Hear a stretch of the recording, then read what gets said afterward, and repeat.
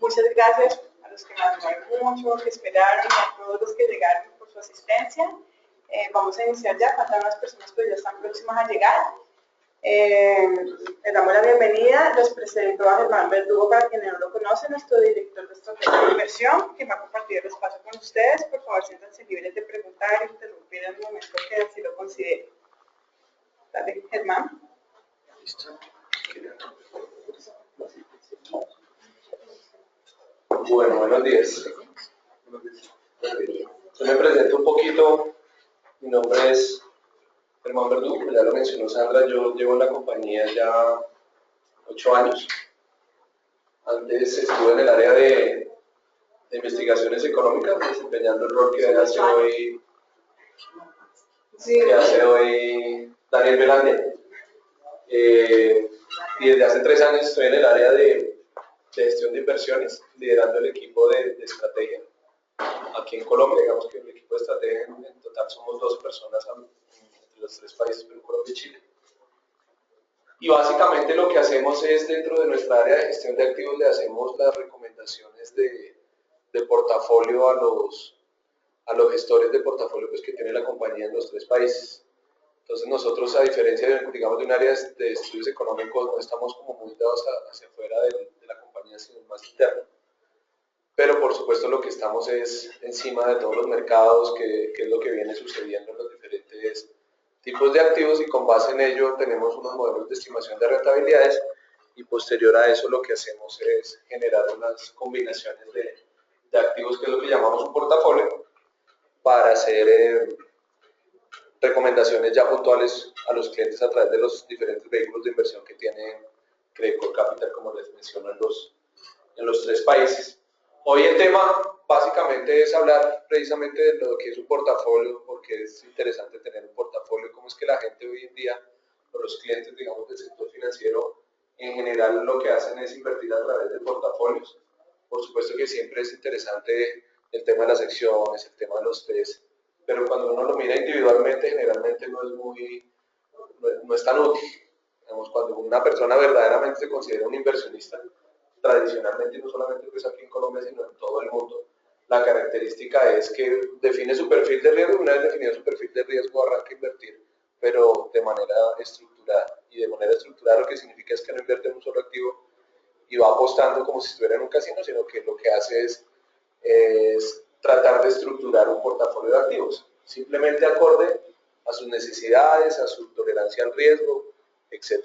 Entonces, un poco la idea de la presentación hoy, de este pequeño taller, es que sea pues interactivo. Yo les voy a mostrar a lo largo de la presentación, es una presentación pues corta, digamos casi que son solamente algunas gráficas ahí como para irnos ubicando, pero la idea es como que pregunten todo lo que se les ocurra, lo que quieran, y yo en la medida que pueda responderles pues con mucho gusto. Ese es el propósito de la presentación hoy en día. Entonces, lo primero, esa sería como un poco la guía temática de lo que quiero mostrarles. Si a ustedes les parece que falta algún tema o lo que sea, por favor también, bienvenido. Aquí primero vamos a hablar un poquito de los tipos de activos para invertir, y en particular tratar de aterrizar a los que están disponibles acá para los inversionistas en Colombia. Un poco ahí podemos hablar digamos, de la oferta de valor incluso que tenemos acá en el crédito. Luego hablamos del entorno riesgo-retorno, y eso a mí me parece de la mayor relevancia, porque muchas veces, como crítica constructiva, en los medios precisamente lo que uno ve es que el riesgo solo interesa cuando se quiebra Interbolsa, o cuando pasa algún evento muy negativo. Pero en la realidad, cuando los clientes llegan a traer sus recursos acá para que los asesoremos para invertirlos, pues lo básico es precisamente arrancar casi que por el riesgo. Porque uno le puede decir a muchos clientes, sí, la rentabilidad de este activo es lo que sea, y vimos el fondo premium. El fondo premium ofrecía unas rentabilidades espectaculares, además estaba por fuera de la legislación colombiana, de manera que por el lado de los impuestos también generaba más rentabilidad, pero nadie se dio cuenta de eso. ¿Cuándo se abre el fondo premium? Cuando se quiebra. Antes no se hablaba del fondo premium, ¿cierto? Y eso ocurre con DMG y etcétera, etcétera, etcétera, y todos lo sabemos. Entonces a mí sí me parece muy, muy relevante hacer ese tipo de énfasis en que el tema de inversión necesariamente es un mundo de mínimo dos ejes. El eje del riesgo y el eje pues, de la rentabilidad, que es el tradicional que todos conocemos. Luego hablamos un poquito de lo que es un perfil de riesgo cuando el cliente viene y la típica pregunta, bueno, ¿en qué invierto? Sí, bueno, listo. Entonces vamos a construir un poquito más esa pregunta. ¿En qué invierto? Depende de muchas cosas propias de cada inversionista. Entonces un poco para entender lo que nosotros denominamos un perfil de riesgo. ¿Por qué invertir en un portafolio? Las ventajas, la idea es mirar un poco las ventajas, pero también las desventajas con respecto a inversiones individuales en activos individuales. ¿Cómo es el proceso de inversión en general en cualquier entidad del sistema financiero local y global?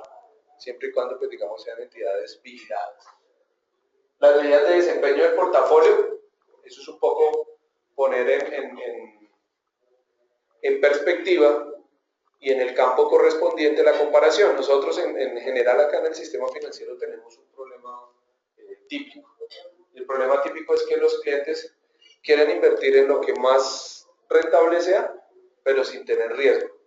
Entonces, por ejemplo, uno los mete parte en acciones, después de haber hecho, por supuesto, la evaluación del perfil de riesgo. Y cuando llega una sorpresa negativa porque las acciones cayeron en un mes el 10%, que es perfectamente normal en el mercado colombiano y en cualquier mercado de acciones en el mundo, pues vienen los reclamos. ¿Y es por qué? Pues porque ellos siempre se están comparando finalmente contra cosas muy conservadoras, ¿cierto? Entonces lo que dicen es, pero si hubiera tenido la plata en una cuenta de ahorros o si hubiera tenido un CDT, me hubiera ido mucho mejor. Claro. Y la respuesta siempre debe ser, ¿usted es un inversionista de un mes o es un inversionista de 10 años? Porque si lleva el CDT durante 10 años, seguramente en cualquier caso termina perdiendo casi que con cualquier otra inversión. Pero obviamente el tema es cómo hacerle ver y entender que el tema de inversión no es un tema que se pueda restringir a un mes. Obviamente que los meses negativos, todos los años va a haber meses negativos, no hay nada que hacer. Es la realidad, digamos, de los mercados.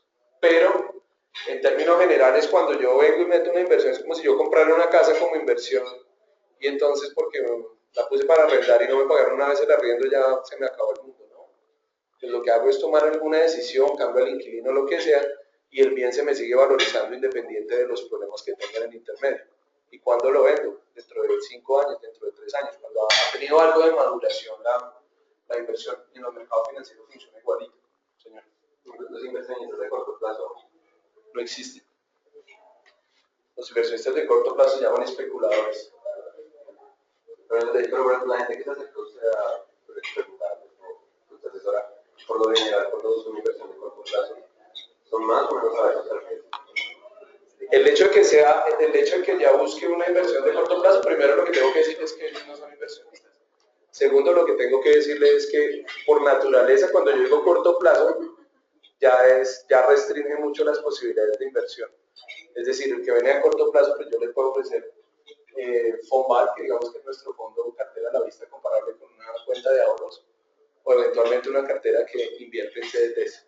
Difícilmente algo más de eso.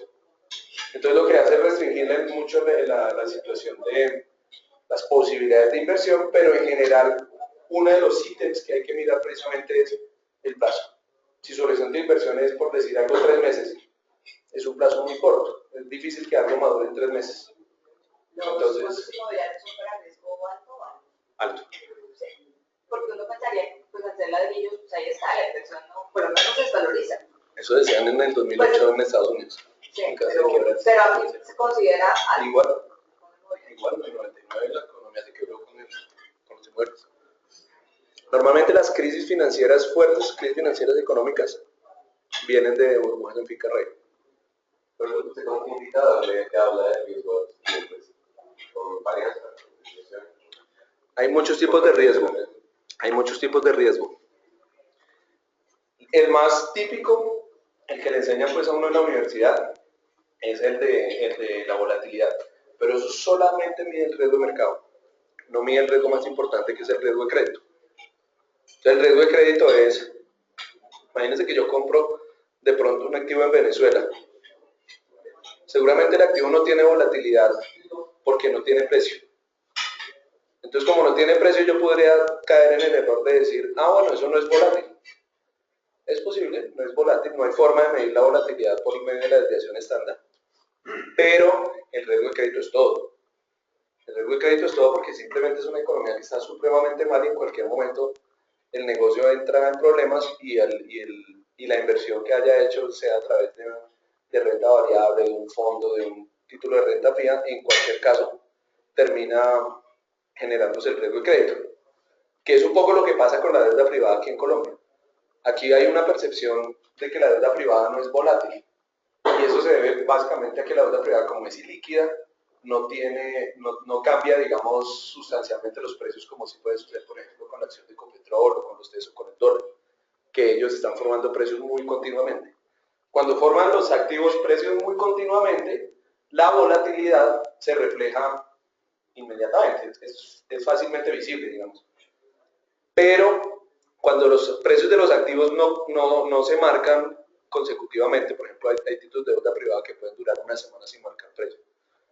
Entonces, si yo comparo la volatilidad diaria de esa semana con cualquier otro activo que sea líquido, pues yo digo, claro, la deuda privada no tiene volatilidad, pero eso no es cierto porque si yo lo voy a vender o si lo voy a comprar, ahí va a marcar el precio y posiblemente lo que hace es absorber toda la volatilidad de cualquier otro activo durante cada día, digamos durante 7 días, la absorbe en un solo instante.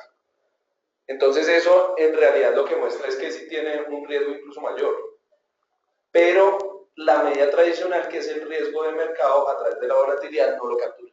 Entonces ese es el inconveniente. Entonces lo que yo tengo que hacer cuando asesoro a un cliente es decirle, vea, hay varios riesgos.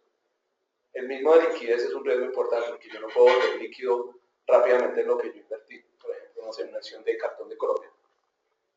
O un TES, digamos, un octubre del 15 hoy en día, pues ya es líquido por lo cerquita al vencimiento. Ese tipo de cosas hay que tenerlas en consideración, porque hay clientes que necesitan eventualmente tener la disponibilidad de los recursos. Entonces, si necesitan la disponibilidad de los recursos, más le haría yo en decirle que se metiera en algo que no es volátil, pero que es ilíquido. Ese es un poquito el tema. Y lo otro es con qué contrapartes hago yo mis negociaciones, ¿no? Entonces, por eso es muy importante que todo sea, digamos, normalmente, ¿qué sucede? En el sistema financiero hay contrapartes o entidades pequeñas que no tienen cupos de contraparte en suficiente magnitud o con todos los demás operadores del sistema financiero. Entonces, a veces deshacer una posición, por ejemplo, en la que ya estoy invertido, no es tan rápido por esas restricciones de esas compañías pequeñas. Entonces, ahí siempre, por ejemplo, para un inversionista es mucho más útil moderar ese riesgo invirtiendo a través de compañías grandes. En general, es que hoy afortunadamente en Colombia son varias. Y eso permite entonces que el riesgo de liquidez y de contraparte también se disminuya. Pero eso muchas veces el cliente no lo ve. Entonces al cliente le dicen, no, tranquilo, vea, invierta en un CDT de una cooperativa financiera 180 días que está pagando una tasa espectacular. Claro, pero es que esa tasa es el costo del riesgo. Es lo que normalmente uno no sabe. Entonces, si a mí me van a decir que es una cooperativa que tiene calificación, no sé, triple B, que no es malo, pero pues no, casi no se negocian aquí en Colombia, y dura 180 días, pues yo lo comparo contra un título de un AAA bancario que tenga altísima liquidez, y yo digo, si el AAA bancario de altísima liquidez a 180 días está pagando el 5%, pues a este le exijo el 7 o el 8. ¿Sí? ¿Por qué? Porque eso me está compensando el riesgo, que si voy a salir a venderlo no puedo. Entonces, eso me tiene que dar algo más de rentabilidad por ese riesgo. O que si hay algún evento de crédito, entonces la gente de pronto se asusta más con el triple B que con el triple A. Eso también tengo que compensar. Esa es la forma en que se administra el riesgo. Digamos que el riesgo no es para no asumirlo, sino es para administrarlo. Digamos que es un poco la diferencia relevante cuando uno habla de inversiones. Entonces, luego hablamos un poquitico del proceso de inversión, algunas medidas de desempeño del portafolio, como las utilizamos acá y que se utilizan mucho internacionalmente. Desafortunadamente en Colombia no tienen tanta difusión, pero pues por supuesto se utilizan. Y algunos ejemplos de portafolio que tenemos nosotros acá en Colombia. Digamos, comparamos algunas carteras o fondos de inversión colectiva. Y finalmente hablamos de los diferentes vehículos de inversión.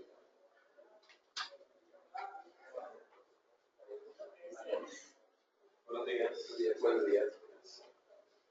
Entonces, acá arrancando, lo primero son los tipos de activos a los que tiene acceso el inversionista colombiano. Es decir, el inversionista colombiano llega a través de una entidad financiera que le puede ofrecer productos de inversión y a esto tiene acceso.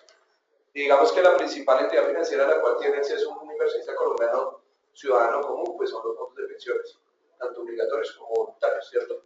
Yo soy profesor y muchas veces los alumnos me dicen, profesor, pero ¿y los TES? ¿Quién invierte en eso? Y pues todos invertimos en los TES, mientras uno sea empleado ya está invirtiendo en TES porque está en alguna medida metido su ahorro futuro en el fondo de pensiones obligatorias. Pero en general, casi que uno diría que hay la mayoría de estos activos incluso en un fondo de pensiones obligatorias. Entonces lo primero es, donde se concentra la mayoría hoy en día en el mercado colombiano, son todos los instrumentos del mercado monetario. ¿Qué son los instrumentos del mercado monetario? Básicamente son todos los títulos de deuda y algunas operaciones especiales que tienen como característica que son menores a un año y representan algún tipo de deuda. Básicamente es eso. Entonces, dentro de los títulos que puede ser un CDT, que sea emitido a menos de un año, ese CDT clasifica como un instrumento del mercado monetario. Una cartera colectiva que invierta en CDTs también podría ser parte de un instrumento del mercado monetario.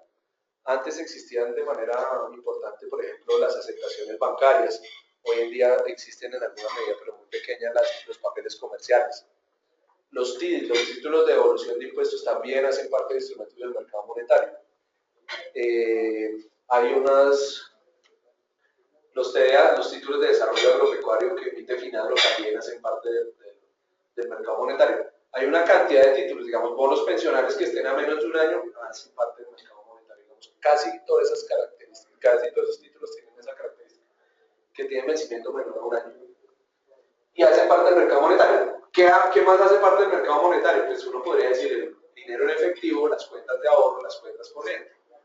¿Cierto? Porque el efectivo en determinado momento puede ser una forma de inversión. Si yo veo que no hay absolutamente nada interesante para invertir, estar en efectivo puede ser una forma de invertir temporalmente. Espero un mes a que pase una turbulencia y lo que hago es recojo todas mis inversiones y me pongo en efectivo. Y posteriormente sí vuelvo a invertir. Eso puede ser parte de la estrategia de un portafolio, ponerse líquido temporalmente. Entonces, por eso el efectivo también podría clasificar. Aquí adicionalmente hay tres instrumentos que son poco conocidos por el mercado, que son poco conocidos por el público, pero que son ampliamente utilizados por el mercado a nivel local y global, que son los instrumentos como el caso de los repos, ¿cierto? El instrumento que se llaman las simultáneas y las transferencias temporales de valores. Esos son instrumentos que hacen parte del mercado monetario a través de los cuales algunas firmas financieras principalmente se financian a muy corto plazo.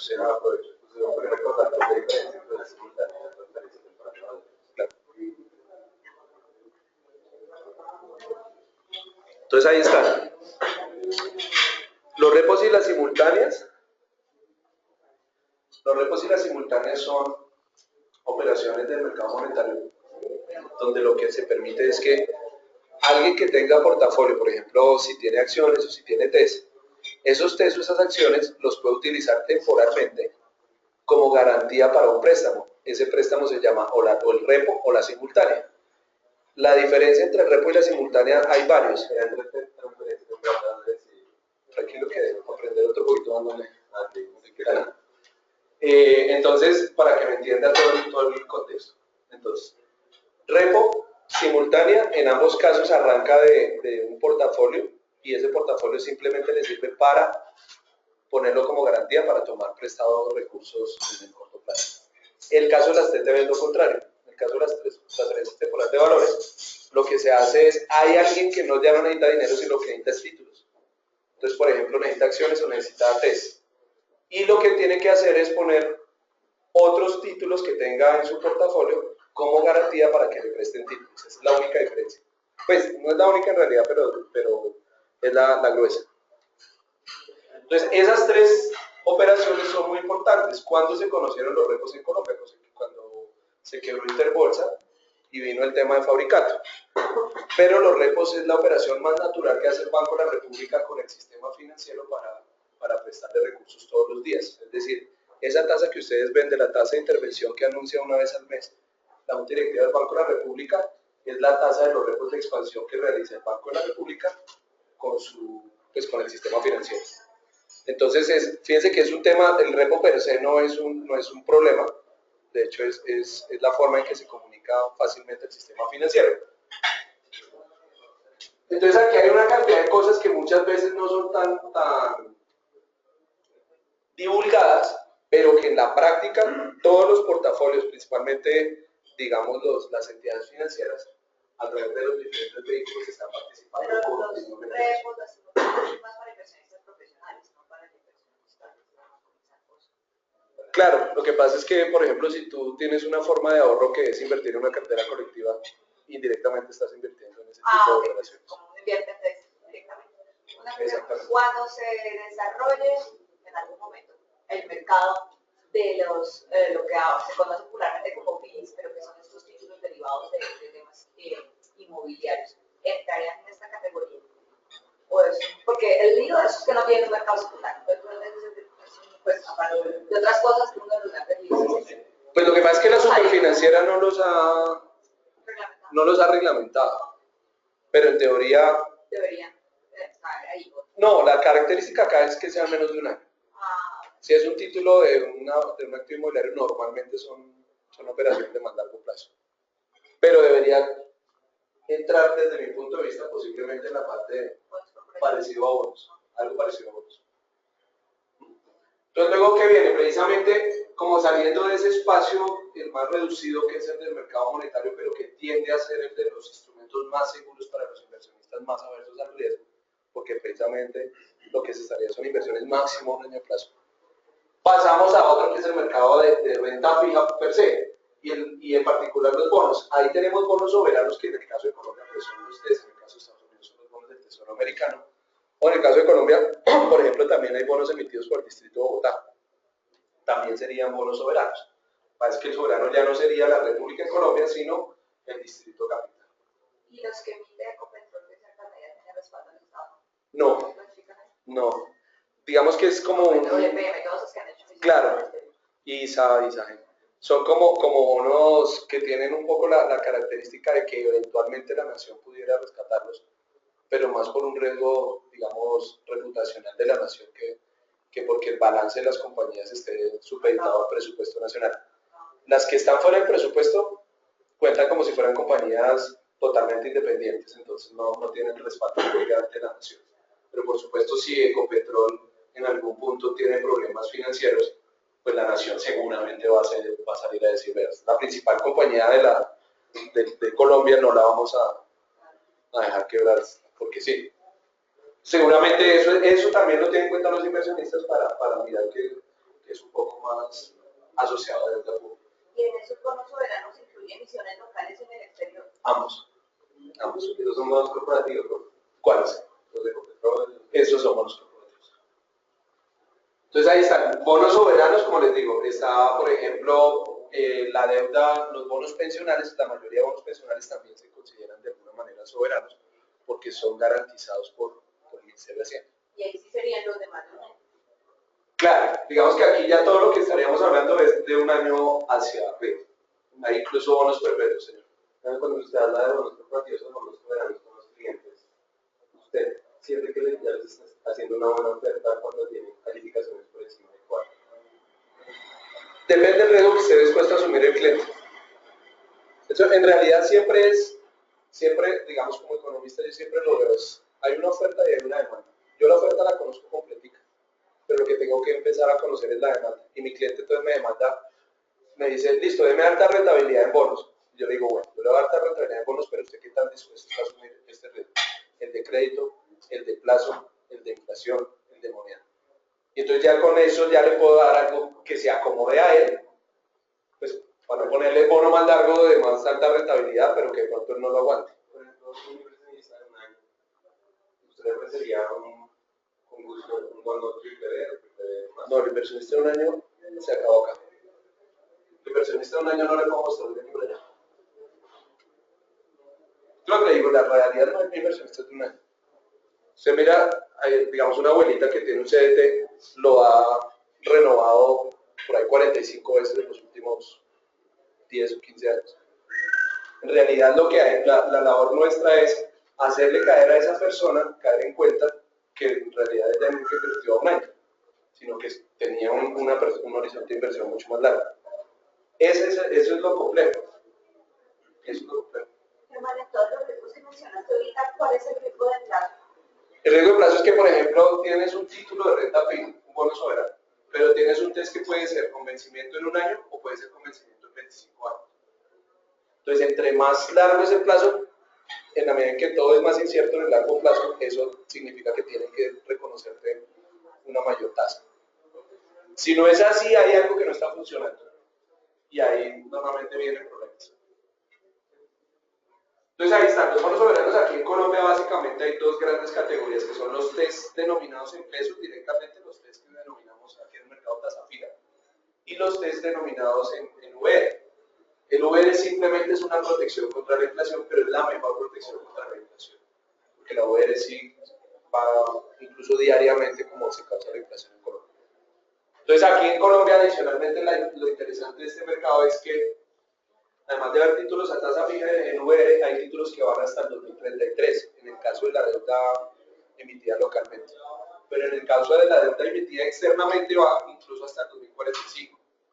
Entonces hay toda una posibilidad de inversión a lo largo de todos esos plazos. Entonces, ¿qué es lo que normalmente sucede? Un poquito para responderle también su pregunta. Si el cliente viene y el cliente no es conocedor, lo más lógico es que el cliente no conocedor invierta a través de una cartera, ¿cierto? O de algún tipo de portafolio. ¿Para qué? Para que no quede expuesto a un solo riesgo. ¿Qué pasó cuando Ecopetrol le fue muy bien como acción? Pues que cualquier inversionista simplemente llegaba y pensaba que Ecopetrol nunca iba a caer, que siempre subía. Y hubo inversionistas que compraron Ecopetrol a 5.000 pesos. Y hoy no han salido. ¿Por qué? Por eso mismo, por pensar que eso era, uno, de corto plazo, y dos, que era simplemente mirar la historia y que como eso subía, pues no quiero bajar. Y el error fue precisamente eso. Entonces queda la gente atrapada, al punto de que hoy prácticamente estamos en el precio de emisión de Ecopetrol. Obviamente no quiere decir que se ha perdido toda la plata, porque al final, durante todos estos años, ha recibido dividendos. Entonces ahí está el tema de los bonos soberanos. Entonces en el caso de Colombia tenemos en pesos, en UEs y en dólares. Hay en otras monedas, pero ya son denominaciones mucho más pequeñas. Los bonos corporativos, que sería todo lo que no emite directamente el Estado o la República, digamos, a través ya sea del Ministerio de Hacienda o algunas entidades estatales propiamente, y empiezan los grandes nombres. Entonces, primero los que están asociados a un capital mixto, por ejemplo, el caso de Ecopetrol, el caso de Isagen, el caso de ICE, el caso de EPM, etcétera. Todos tienen bonos corporativos, pero adicionalmente los más líquidos en general en el mercado son los títulos que son emitidos por el sector financiero. Entonces ahí estaba Colombia, Allende, Bogotá, Villas, casi toda Sudamérica, casi todas las entidades financieras pues tienen sus títulos. Ahí incluso clasifican CDTs que tienen vencimiento superior a un año. Sería muy parecido a un bono en la práctica. Esa es, digamos, un poco la característica. Por acá no lo puse, pero uno pudiera meter las titularizaciones. Colombia, el principal emisor de deuda privada es la titularizadora colombiana, que lo que hace es simplemente le compra una cartera ya madura a los bancos, una cartera hipotecaria. ¿Qué significa que sea madura? Que ya lleva una historial de pago de 5 años por lo menos. Y recoge esa cartera, de esa manera le inyecta nuevamente capital fresco a los bancos, saca esa cartera y la vuelve título. ¿Cómo la vuelve título? Simplemente como sabe que los flujos son mensuales, entonces más o menos busca unos créditos hipotecarios homogéneos en términos del nivel de la deuda, de los plazos, etc. Los empaqueta y los vuelve títulos. Esos títulos empaquetados de varias carteras hipotecarias de varios bancos con unas características homogéneas es lo que se denomina una titularización hipotecaria, y eso lo sale a vender al mercado. Nuevo, señor. ¿Son como los MBS Es idéntico. Eso es un MBS local. Una titularización hipotecaria es un MBS local. Y eso, digamos que ha venido funcionando bastante bien. Al principio, cuando nació la titularizadora en el 99 con la ley de vivienda, lo que se hacía era a la titularización, además se le ponía un dulce, digamos, fiscal, es decir, que eran exentos de impuestos. Ya en el 2010 acabó esa situación, pero aún así la titularizadora ha seguido emitiendo títulos hipotecarios o titularizaciones hipotecarias. Entonces ahí hay otra cantidad de nuevas opciones de inversión que se han venido generando. Esto, como les digo, pues antes no era posible.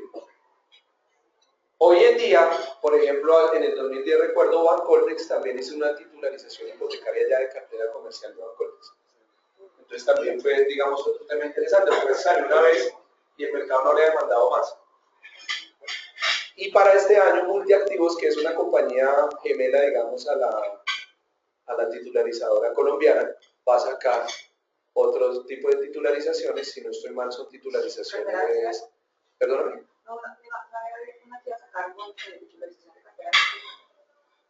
No sé. Yo, esa es la que escuché, era de Libranza. Una que estaba trabajando Castilla. ¿De qué? Posiblemente, sería bueno. Porque como ellos se hablaron con esta señora que antes trabajaba en la que compraba tus de la nación, con Lía. Con Lía ¿Del CISA? Sí, cuando estaban.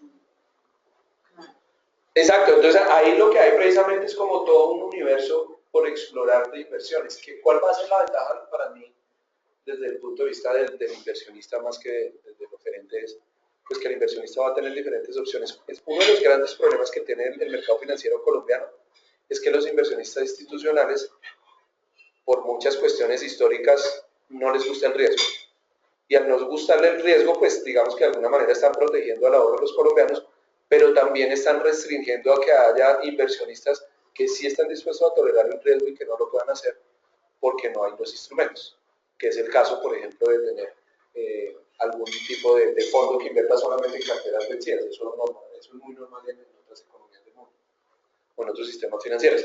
Aquí en Colombia todavía estamos como en ese paso y entonces, por ejemplo, sale cualquier título de renta fija y tiene que ser AA más o AAA para que lo compren. Si no es AA más o AAA, no le sale cliente. Entonces, ¿qué ha sucedido? Que cuando salen emisiones que tienen, por sus características de capacidad de pago, una calificación menor, lo que salen es si buscan un aval, alguien solidario en la deuda para mejorar la calificación. Que es el caso de unos bonos que sacó Credit Familia, ¿cómo se llama? Si Credit Familia hubiera salido solito, no logra una calificación AA más ni AAA. Entonces, ¿qué hace? Bancolombia le da el aval como deuda solidario sobre esos títulos de deuda. Seguramente. Entonces, eso sucede. Pero digamos, es que aquí en Colombia, desafortunadamente, el pensamiento que hay es que si es AA, es como si ya fuera default. Pero eso querría decir pues que las calificaciones no existen, porque sería como AA, AAA y el resto es default. Definitivamente eso está muy distante de ser un riesgo de default, porque tiene que pasar todo lo que es AA, BBB, etcétera, digamos, todos los Bs para llegar ya a un riesgo de default. Pero el problema es cómo convencer a los inversionistas de que lo asuman. Pero esa como abstinencia de invertir en títulos que no sean AAA es más digamos, por convicción del inversionista o porque en algunos casos la norma tampoco permite que haya inversiones. No, es más por el lado del inversionista. La norma no tiene... ¿No les exigen eso? No. ¿A los fondos especiales les exigen eso? No, a nadie. Porque uno escucha a veces incluso que se debería permitir se debería dinamizar mucho más ese tipo de títulos para que haya pues, más liquidez en el mercado. Claro. De títulos, ¿no? Claro. Opciones de inversión. Que haya más opciones de inversión, pero no. Ahí había unos primeros pinitos, una regulación hace poco donde se facilitó la salida por el segundo mercado, pero que el segundo mercado es solamente para inversionistas institucionales. Entonces, por supuesto, los inversionistas institucionales pues no quiere decir que sean la plata de ellos, al final es la plata de la gente en algún tipo de vehículo. Pero yo lo que creo es que ahí van dándose los pasos súper lentos. Aquí en Colombia todo es así. Recuerden cuando nació el IBER en el 2008 para reemplazar la ETF, digamos 7 años. Pero ahí vamos. Digamos que ese es un poco el proceso y es como la naturaleza nuestra. No hay nada distinto a eso. Pero ahí se van abriendo cosas. Luego están unos que son como híbridos. En la literatura se conocen precisamente así como híbridos, que no son exclusivamente renta fija, pero tampoco son exclusivamente renta variable. Y es el caso de los bonos convertibles en acciones. Este año, de hecho, hay uno que se convierte en acciones, que es de Semargos, y que fue emitido hace 3 años. Entonces, dura un tiempo como un bono, pero al final el pago no es en dinero, como sucede con los bonos, sino que es un pago en acciones. Entonces, en vez de devolverle recursos, lo que le devuelven es el valor monetario en acciones de lo que se haya definido inicialmente. Por eso, de manera que acá tanto las acciones, hay un riesgo ahí, como un riesgo. Claro, desde que usted compra el bono, asume el riesgo de que cuando le entreguen las acciones, cuando lo convierta en acciones, pues las acciones cambian de precio. Cambien de precio, obviamente el riesgo se cristaliza si es un precio más bajo que el que estaba cuando compró el bono, convertirlo en acciones. Sí, eso sí es un riesgo. Es que inversión sin riesgo no existe, ¿no? Eso sí hay que partir de ese hecho. La inversión sin riesgo no existe. Incluso si uno tiene efectivo, pues el riesgo de que se lo roben, de que se le queme, eso es real. Pero de todas maneras, en ese ejemplo, el de Argos, pues digamos que hay convenido como una plata, pero igual, o sea, ahí la diferencia sería que te entregan más acciones, obviamente, porque las acciones son más baratas. Exactamente. Pero si uno, por ejemplo, está tranquilo en que Argos es una compañía que es capaz de generar un flujo a menor plazo y uno como inversionista actúa en consecuencia, pues no debería ser un problema. Además, hay que tener en cuenta que de todas formas le pagó el 7% en intereses durante los anteriores 3 años. Luego viene el tema ya propiamente de lo que denominamos la renta variable, que son principalmente acciones. Normalmente las acciones tienen como dos grandes denominaciones, son acciones preferenciales o son acciones ordinarias, ¿cierto? En Colombia, desafortunadamente el mercado accionario colombiano sigue siendo muy pequeño y pues digamos está dominado por muy pocas empresas. Entonces, ¿eso qué hace? Que por ejemplo cuando cayó Ecopetrol, cuando empezó a caer la acción de Ecopetrol, era el nombre que más pesaba dentro de los índices accionarios colombianos, en particular sobre Colcap. Entonces, cuando eso sucede, la acción pesa demasiado, jala hacia donde vaya ese principal nombre al resto del mercado. Y eso fue lo que sucedió inicialmente con Ecopetrol ya hace un par de años que empezó a caer el precio de la acción. Entonces, eso va cambiando con el tiempo, se va como recomponiendo. Ya hoy Ecopetrol no es de las más importantes, pero desafortunadamente tiene ese tipo de inconvenientes, porque lo que sucede sobre todo a nivel internacional sobre estas economías pequeñas es que los inversionistas extranjeros vienen y no invierten con la capacidad que tenemos de invertir nosotros, que es analizar nombre por nombre y saber entonces cuál compañía es mejor, cuál tiene mejores perspectivas, etcétera, y hacia allá asignamos los recursos, sino que vienen y miran el índice y reflejan y replican el índice. Y si el índice está dominado por Ecopetrol, que cayó el 30 o el 40%, jalando de manera importante al índice, entonces el inversionista extranjero dice, no, esas acciones en Colombia son pésimas, y simplemente se sale. ¿Por qué? Pues porque tiene todo un universo de posibilidades alternativas de inversión. En Colombia, en cambio, pues lo hacemos mucho más específicamente porque nuestro universo pues, es más acotado. Luego vienen los activos alternativos. Dentro de los activos alternativos, entonces, ¿qué viene? Lo que decía Laura ahora, el tema inmobiliario que ha venido cogiendo una fuerza importantísima en el mercado financiero colombiano. Pero además del tema inmobiliario, por ejemplo, que están las carteras que hacen libranzas, las carteras que hacen factoring. El factoring directamente pudiera ser un activo alternativo. Digamos, hay carteras que hacen descuentos de derechos económicos, no necesariamente son facturas, pero es todo aquello parecido a una factura que es como un flujo posible, que se puede volver valor presente, digamos que eso sería un derecho económico que se puede negociar a través, por supuesto, de unas estructuras financieras complejas que finalmente son lo que se empaquetan muchas veces en los fondos de inversión colectiva específicos. Entonces, ahí hay activos alternativos también, por ejemplo, si acá hubiera una bolsa de mercaderías y futuros como existe en Brasil, por ejemplo, la bolsa de Rosario en Argentina, se pudiera hacer futuros y operaciones, por ejemplo, de bienes agropecuarios, ¿cierto? Sin embargo, acá en Colombia también ya hay en el momento, existen carteras que están dedicadas a financiar proyectos agropecuarios. Entonces también son activos alternativos hoy en día disponibles para los inversionistas. Entonces, lo que un inversionista hoy en Colombia sí puede hacer diferente a lo que hacía tradicionalmente, que era invertir en finca raíz y en ganado, puede seguir invirtiendo en finca raíz y en ganado, pero a través de unas estructuras financieras que primero le atomizan el riesgo y segundo, cuentan con la vigilancia de un ente como la Superintendencia Financiera, que de alguna manera también le da algo más de tranquilidad. Entonces yo puedo invertir en un fondo inmobiliario, digamos que normalmente los fondos inmobiliarios son inversiones por lo menos de 10 años hacia arriba, pero eventualmente si yo me quiero salir del fondo inmobiliario, eventualmente puedo tener algún tipo de penalidad o no, y me puedo salir. No es el objetivo de la inversión, pero existe la posibilidad de salir.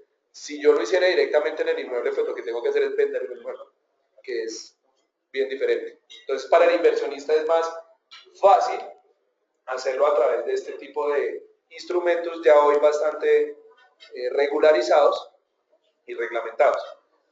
Por último estarían los derivados, pero los derivados tienen varios usos. Para cobertura es digamos como nacieron, sin embargo también los hay para especulación. Entonces, para cobertura, ¿qué es? Que si yo, por ejemplo, soy colombiano y solamente me gusta invertir en pesos, pero hay una buena alternativa de inversión internacional, para no asumir el riesgo cambiario, lo que hago es, por ejemplo, compro acciones en Estados Unidos y a través de un derivado cubro el riesgo cambiario, porque las acciones de Estados Unidos igualmente voy a comprarlas en dólares. Entonces, las compro en dólares, me asumo el riesgo de que suba o baje la bolsa en Estados Unidos, pero al mismo tiempo hago la cobertura cambiaria de manera que solamente quede asumiendo el riesgo del precio de las acciones, sin asumir el riesgo cambiario. Eso es lo que diríamos una inversión con cobertura, un derivado para hacer cobertura del activo. Pero adicionalmente también los derivados fueron diseñados para tener acceso a otro tipo de ejercicio de inversión, que sería el de especulación. Ahí, por ejemplo, sí clasificarían los derivados para inversiones de muy corto plazo, inclusive. Pueden ser, esas no, digamos, no tienen restricción, puede ser a días, a semanas, a meses o a años. Uno de los hechos que entrevistábamos, un director nos decía que actualmente hay un arbitraje abierto de crédito entre la tasa de Estados Unidos y la tasa de la red, que se puede cubrir con los futuros que se compran en la bolsa. Pero, digamos, al ir a hacer la cuenta y mirar los que estamos en Estados Unidos, porque la mejor tasa no daba para eso. No sé si esto nos vio, yo como persona natural no tengo acceso a las tasas de crédito de Estados Unidos, referencia digamos 0,7, 0,8. Pero quería preguntarle si en efecto es posible lo que dicen. Sí, sí es posible siempre. Entonces, ¿por qué no se ha cerrado la posibilidad de arbitraje ya tanto tiempo abierto? Casi un año, casi dos.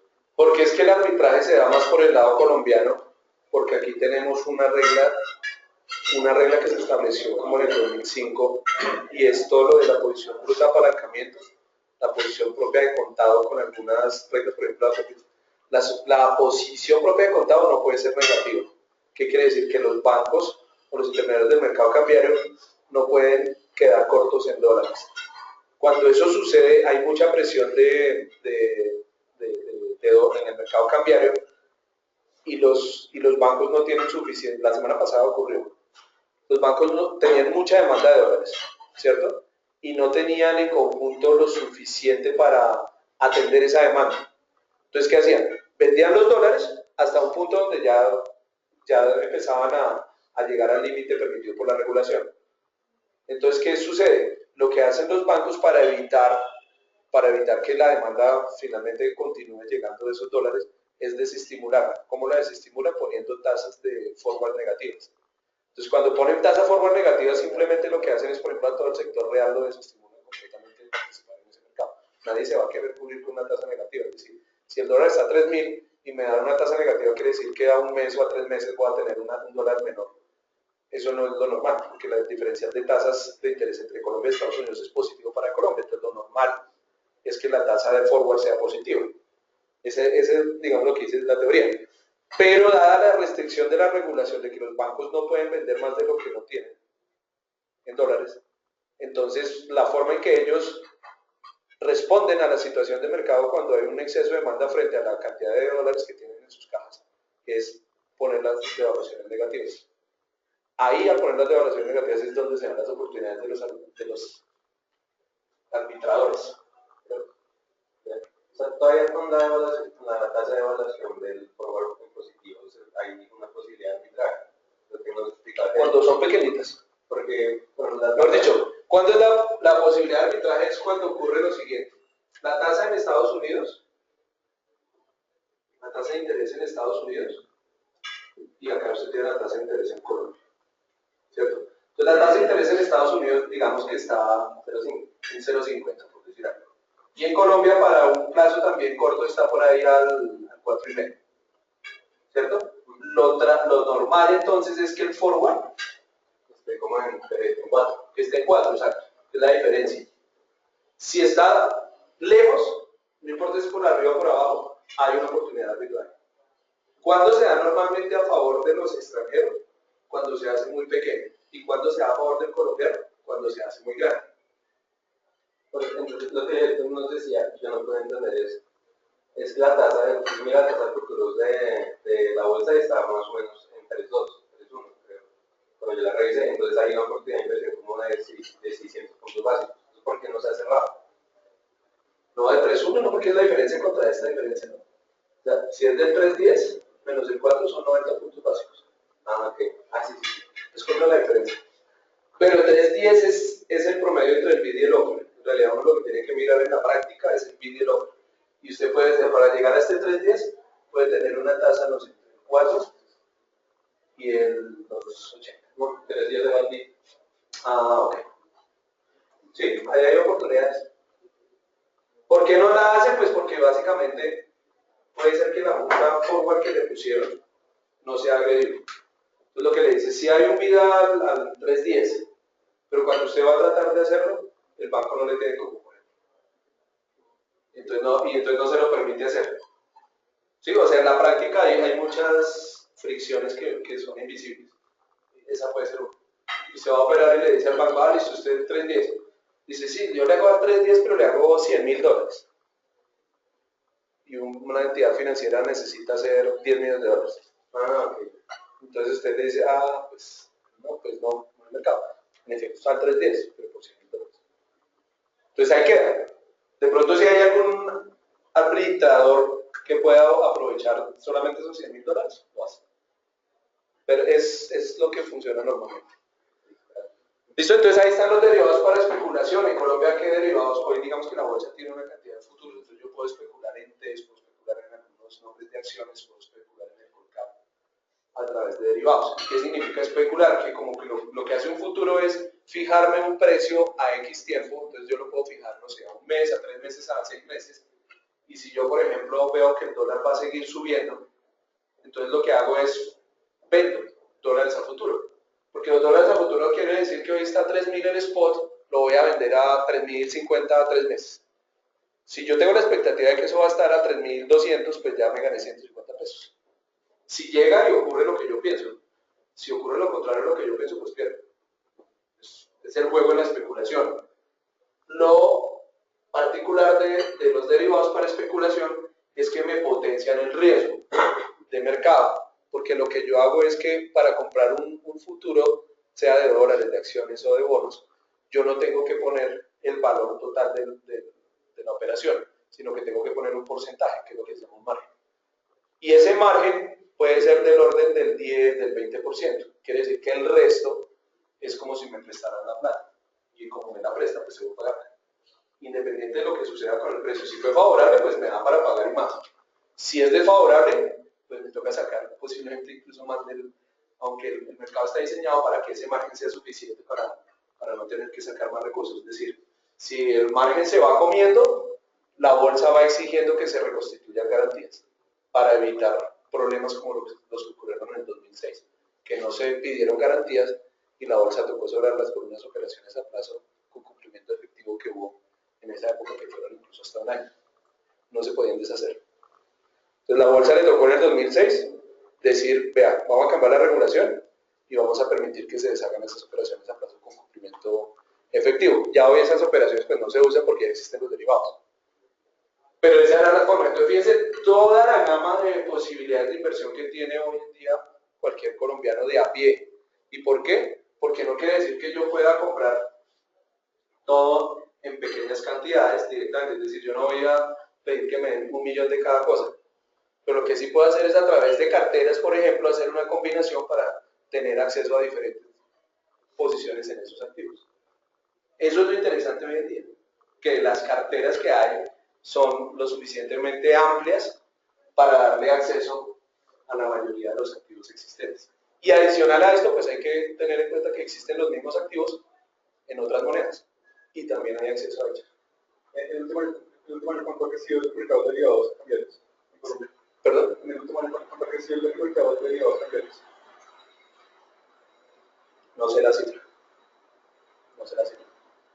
Yo creo que el cambiario no tanto, porque es que el cambiario se mueve más por el lado del forward que no es por el lado de la bolsa, sino por el lado de los sistemas del mercado cambiario. Pero ese mercado está continuamente en crecimiento. Muchos de los inversionistas que hemos entrevistado dicen que grave, que no ha crecido nada, que está muy chiquito. Sigue siendo muy pequeño, sigue siendo muy pequeño. Por lo que les decía, es que acá hay un tema de... Yo creo que al sistema financiero en general le ha faltado, digamos, de alguna manera como capacidad de promocionar las inversiones a largo plazo. Mucha gente no sabe qué son los derivados, cómo se maneja una opción. Exactamente.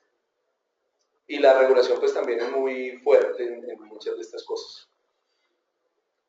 Pero lo que les digo, o sea, es decir, eso también es como un sofisma que uno tiene. Hay muchos inversionistas locales que sacan su plata al exterior y allá son súper amigos del riesgo y en Colombia son muy aversos al riesgo. Entonces allá en Estados Unidos, desde que sea una firma que salgan en Wall Street Journal, ahí ya le entran sin problema y no importa lo que les den. ¿Sí? Entonces es más un tema de cómo nosotros como sistema financiero local tenemos la capacidad de mostrarles que somos igual de hábiles que puede ser uno de esos que sale en Wall Street Journal. Yo creo que es más un tema de educación que de falta de apetito por riesgo de los colombianos. Si uno mira el apetito por riesgo de los colombianos es alto. Si no, no existirían las pirámides, si no, no existirían todas esas cosas. O sea, realmente es como el sistema financiero regularizado no ha tenido la capacidad aún de llegar a esos mismos clientes. Obviamente, lo que sí tiene que entender el cliente es que difícilmente van a tener las rentabilidades que ofrece una pirámide o que ofrece algo que es totalmente ilegal. Eso sí no puede pasar. Pero yo no sé también porque esas entidades tampoco quieren dar más allá de lo que, o sea, no ofrecen también una muy buena rentabilidad para atraer a los inversionistas. Yo creo que estamos es como en ese proceso de transición hacia tener, por ejemplo, las inversiones alternativas han sido muy exitosas. Desde los fondos de capital privado, que un fondo de capital privado, por ejemplo, ¿qué hace? Financia un oleoducto. Y esa financiación del oleoducto la toma, por ejemplo, un pool de fondos de pensiones. Y al final los fondos de pensiones están invirtiendo el ahorro de los afiliados. Entonces, lo que significa es que sí hay la posibilidad, pero tiene que ser bien manejada. Y yo creo que en ese caso ha sido bien manejada. Porque, ¿qué significa? Que se está asumiendo un riesgo más alto, es un riesgo de construcción de algo y de mantenimiento que algo, por ejemplo, en Colombia que está afectado, por ejemplo, por la guerrilla y el terrorismo, ¿cierto? Pero en la medida en que no sea el grueso de la inversión, que se maneje con ciertos estándares de riesgo, termina favoreciendo la rentabilidad de esas pensiones que están involucradas ahí. Entonces yo creo que el tema es que haya muy buenos profesionales de administración de inversiones, en términos de que lo coloquial que uno sabe, no colocar todos los huevos en la misma canasta, tener capacidad de generar el flujo requerido, etc. Yo creo que sí hay opciones, pero apenas estamos en ese proceso como embrionarios desde mi punto de vista. Yo estoy seguro que en 5 años volvemos a tener esta charla, posiblemente estemos hablando de una cantidad de inversiones alternativas que van a tener un papel mucho más relevante en las inversiones en general. ¿Qué habla de legalidad? Por ejemplo, la mesa de dinero de Ecopetrol se la pasa haciendo transferencias temporales de valores para poder entrar en corto en bonos, en TES. ¿Cómo hacen para que no sea ¿cómo se llama? Un fondo con... No, un fondo, ¿cómo se dice en español? Cuando engordan la tasa de los TES. Sí. ¿Cómo hacen para que sea legal? Para que la super no les diga con ese en corto plazo con todos los bonos capitales de TES. No, es que el corto no es legal. En acciones sí, pero en TES no. sí es prohibido, más que ilegal es prohibido, que es diferente a que sea ilegal. Sí. Pero entonces usted puede hacer operaciones en corto sin problemas. Por ejemplo, hay un producto que se llama las cuentas de margen en test, que hacen cortos y largos todo el tiempo los inversionistas. Está regulado. Lo que es que no se salga la regulación. Estoy seguro que Ecopetrol no lo hace. Ecopetrol, de hecho, es súper conservador en manejo de portafolio. Lo que yo entiendo, yo no creo que Ecopetrol haga cortos. Yo lo que creo que Ecopetrol hace es las TTBs, pero lo que él hace es prestar título. El que hace el corto es el que le pide prestado el título. Ecopetrol sí estoy seguro que no las puede hacer. No, pues a cortos no, pero a través de la transferencia temporal. Es que en la transferencia temporal de valores hay dos agentes, o la simultánea de los repos hay dos agentes. Uno que presta la plata o los títulos y el otro que es el que pudiera estar especulando. No necesariamente. Pero el que tiene la necesidad de la plata o los títulos es el que puede hacer operaciones de especulación. El que presta los títulos o la plata no está haciendo operaciones de especulación. Está simplemente dándole un servicio que está regulado y que al finalizar está garantizado o con más títulos o con recursos, en el caso de las TTBs. Entonces, si le incumplen a Ecopetrol, pues él tiene unos recursos garantizados y ahí no hay riesgo. Pues, por supuesto hay riesgo, pero es muy acotado. El que hace el corto ese sí verdaderamente está asumiendo el riesgo de mercado, que si la acción coge para arriba o el test coge para arriba el precio, ahí es donde O sea, que pide la simultánea para que al corto de... no. Bueno, las simultáneas son. ¿Pero Ecopetrol hace cortos? O sea, no sería un corto porque no está vendiendo el título antes de comprarlo, sino está entrando en una simultánea para tener el título para esperar a que baje el precio y devolverlo. O sea, como corto. Sí, es un corto. O sea, sí se considera un corto. Sí, claro. Pero normalmente no, un corto no se hace con una simultánea. No, pero no siempre un buen uno tiene acceso, digamos, a la simultánea de Ecopetrol. Hay bastante, pues había bastantes. Y de hecho les fue bien, porque pues, subieron en tasa, ¿no? Los test. Eso es mentira. Si usted tiene 100 millones digamos, un fondo de pensiones, tiene 5 billones de pesos en TES y hace un corto de 100 mil millones de pesos, ¿y qué pasó con los otros 4 billones 900 mil? De todas formas perdió eso que... El corto en realidad está diseñado para los especuladores. Los inversionistas normalmente lo que tienen es dinero y el dinero hay que invertirlo y cuando lo invierten ya están largos. Entonces el tema de los cortos, eso es interesante para las mesas de posición propia o para los especuladores, pero en realidad los cortos no son tan... no son importantes en términos del resultado financiero de los inversionistas como tal. ¿Sí? Es atractivo y sirve para las películas, entonces, pero en la práctica no está mucho para no sé si esto sí. tenga relación o sea, con el... Y entonces esos test que anunció el gobierno que va a ¿Un año? a un año menos, hay que... Pues es más oferta, desafortunadamente, pues es que es desafortunado y desafortunado. El mercado tiene un problema en este momento y es que los títulos de corto plazo, los test de corto plazo se están agotando. Porque los que vienen ahorita son octubre del 15 y una vez se vencen, los siguientes son junio del 16. Pero por ejemplo en Uberes ya no hay corticos, el más cortico es con vencimiento en el 2017. Entonces hay muchos inversionistas tipo fiduciarias y carteras colectivas que participan en el mercado monetario que tradicionalmente invierten una parte gruesa en ese tipo de títulos, entonces se quedaron sin esos papeles. Entonces le han solicitado al gobierno que les dé de todas formas algo en el corto plazo. Entonces puede ser desafortunado si se ve como oferta nueva, porque al final presiona un poco las tasas de interés al alza de esa parte, pero puede ser afortunado en la medida en que le responde de alguna manera a la necesidad que tienen esos inversionistas. ¿Para qué? Para mantener unos niveles de riesgo adecuados. En términos de riesgo de crédito sería riesgo de nación y en términos de riesgo de liquidez porque los test tienden a ser líquidos.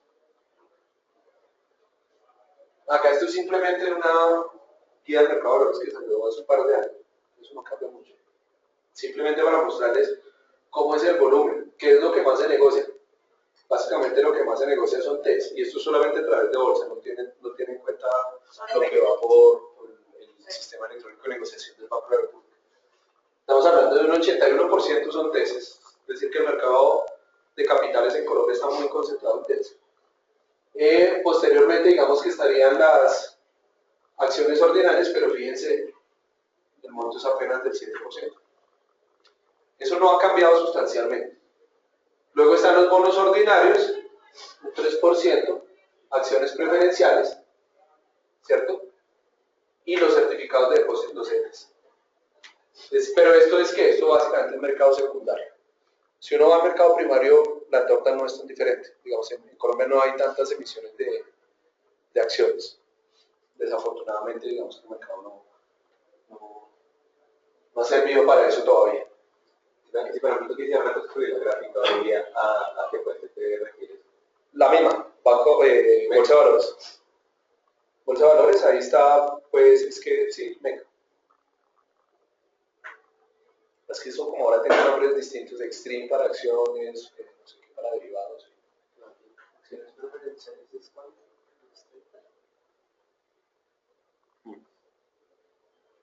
Entonces fíjense, ahí simplemente la idea es como mostrarles un poco de toda esa gran cantidad de alternativas de inversión que hay al final. Lo que sucede es que el mercado colombiano está de alguna manera muy sesgado hacia la deuda pública. Eso es bueno desde el punto de vista del gobierno como emisor, porque lo que le está dando es una cantidad de ahorro nacional para financiarse. Y pues mejor que nosotros financiemos al gobierno y además al final queda como todo reciclándose. Pero el problema es que cuando el mercado de deuda pública es muy grande, pues de alguna manera desestimula la financiación de los privados. Y todos sabemos que las entidades privadas, digamos, generalmente la economía privada funciona mejor muchas veces que la economía pública. Entonces ahí es un problema de qué tanto el gobierno va a estar dispuesto a permitir de alguna manera, bajando su endeudamiento, a que los demás sectores se financien en la red del mercado de capitales. Eso es un problema, señor. Que, digamos, ustedes que están en el mercado y ven que obviamente hay como esa concentración de inversión en TES, y lo que se está viendo que era una de las quejas de algunos inversionistas y sobre todo los fondos privados de pensiones pasado que decían que se están quedando sin instrumentos en que invertir, mientras que los recursos de alguna manera están creciendo a unas tasas un poco más rápido. ¿Qué otras cosas se podrían traer al mercado para dinamizarlo o poder poner estos recursos en alternativas distintas que no sean TES? Porque es que casi que la mitad está ahí. Sí. Y el problema es que ya están como en los límites, ya tampoco lo pueden hacer mucho más. Tampoco lo pueden hacer afuera porque también están muy efectivos. No, pero afuera sí tienen toda la capacidad de hacerlo. El riesgo es ese. O sea, lo peor que le puede pasar a la economía es que el ahorro nacional se vaya a financiar a los extranjeros cuando aquí tenemos un déficit de cuenta corriente. Que lo que significa es que nosotros tenemos que buscar ahorro en el exterior. Entonces, lo que sí es malo es que los fondos de pensiones tengan que estarse yendo del país porque aquí no hay alternativas de inversión. Ahora, no hay alternativas de inversión posiblemente porque de pronto entre la regulación y la forma de actuar son muy aversos al riesgo. Entonces, al ser muy aversos al riesgo, por ejemplo, ¿qué sucede? Sale una emisión pequeña de 50.000 millones de pesos de un bono y ni siquiera la preguntan. ¿Por qué? Porque ya es muy pequeña para ellos. ¿Y eso por qué lo hace? La regulación exige que de cualquier emisión no puedan tener más del 10%. Entonces, para un fondo de pensiones, tener más del 10% en una emisión de 50.000 millones de pesos es tener 5.000 o 6.000 millones de pesos. Eso ya para un fondo de pensiones de la magnitud de los recursos que manejas, pues no da. Entonces, ni siquiera lo miran. Pero por el otro lado es que no hay acceso de alguna manera en la práctica a inversiones de mayor riesgo en términos, por ejemplo, de calificación para la deuda privada. Entonces, en la medida en que no se quite, digamos, como esas restricciones sean legales o simplemente de percepción, pues eso es lo que va a seguir dificultando el asunto. Entonces, al final, ¿qué termina ocurriendo? que como ya no hay tanto apetito por esos tesos, digamos el apetito es más que suficiente, entonces al final terminan invirtiendo en activos internacionales. ¿Que es bueno para los ahorradores? Sí, porque al final se están diversificando, ¿cierto? Entonces si hay una crisis en Colombia, pues los fondos de pensiones están diversificados y al ahorrador colombiano se le dio ese acceso a la diversificación. Pero desde el punto de vista económico se está generando un desperdicio del ahorro nacional innecesariamente. Eso desde mi punto de vista es un tema totalmente fiscal.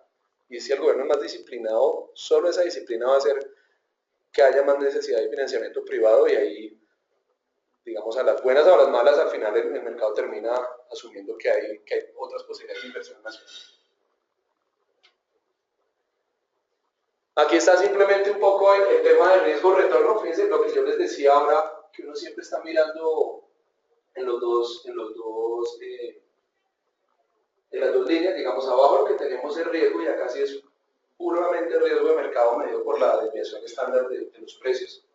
Y acá está la rentabilidad. Entonces aquí lo que hicimos fue, miremos los últimos 10 años que ha pasado con los principales tipos de activos que uno puede ofrecer aquí en Colombia. Entonces, por ejemplo, acá están desde los commodities, real estate, renta variable emergente, renta variable local, renta fija local. Si uno mira los últimos 10 años, el mejor de todos ha sido la renta fija local, porque ha tenido una alta rentabilidad y al mismo tiempo una menor está dentro de los de menos volatilidad. O sea, la renta fija local ha sido bastante interesante. Eso tiene que ver con que la inflación, pues en esos 10 años también ha venido cada vez controlándose más, y lo mismo la situación fiscal mejorada. Pero, por ejemplo, si uno mira, la renta fija emergente ha tenido muy buenas rentabilidades también dentro de todo ese universo, pero la volatilidad ha sido grande. ¿Por qué? Por el dólar.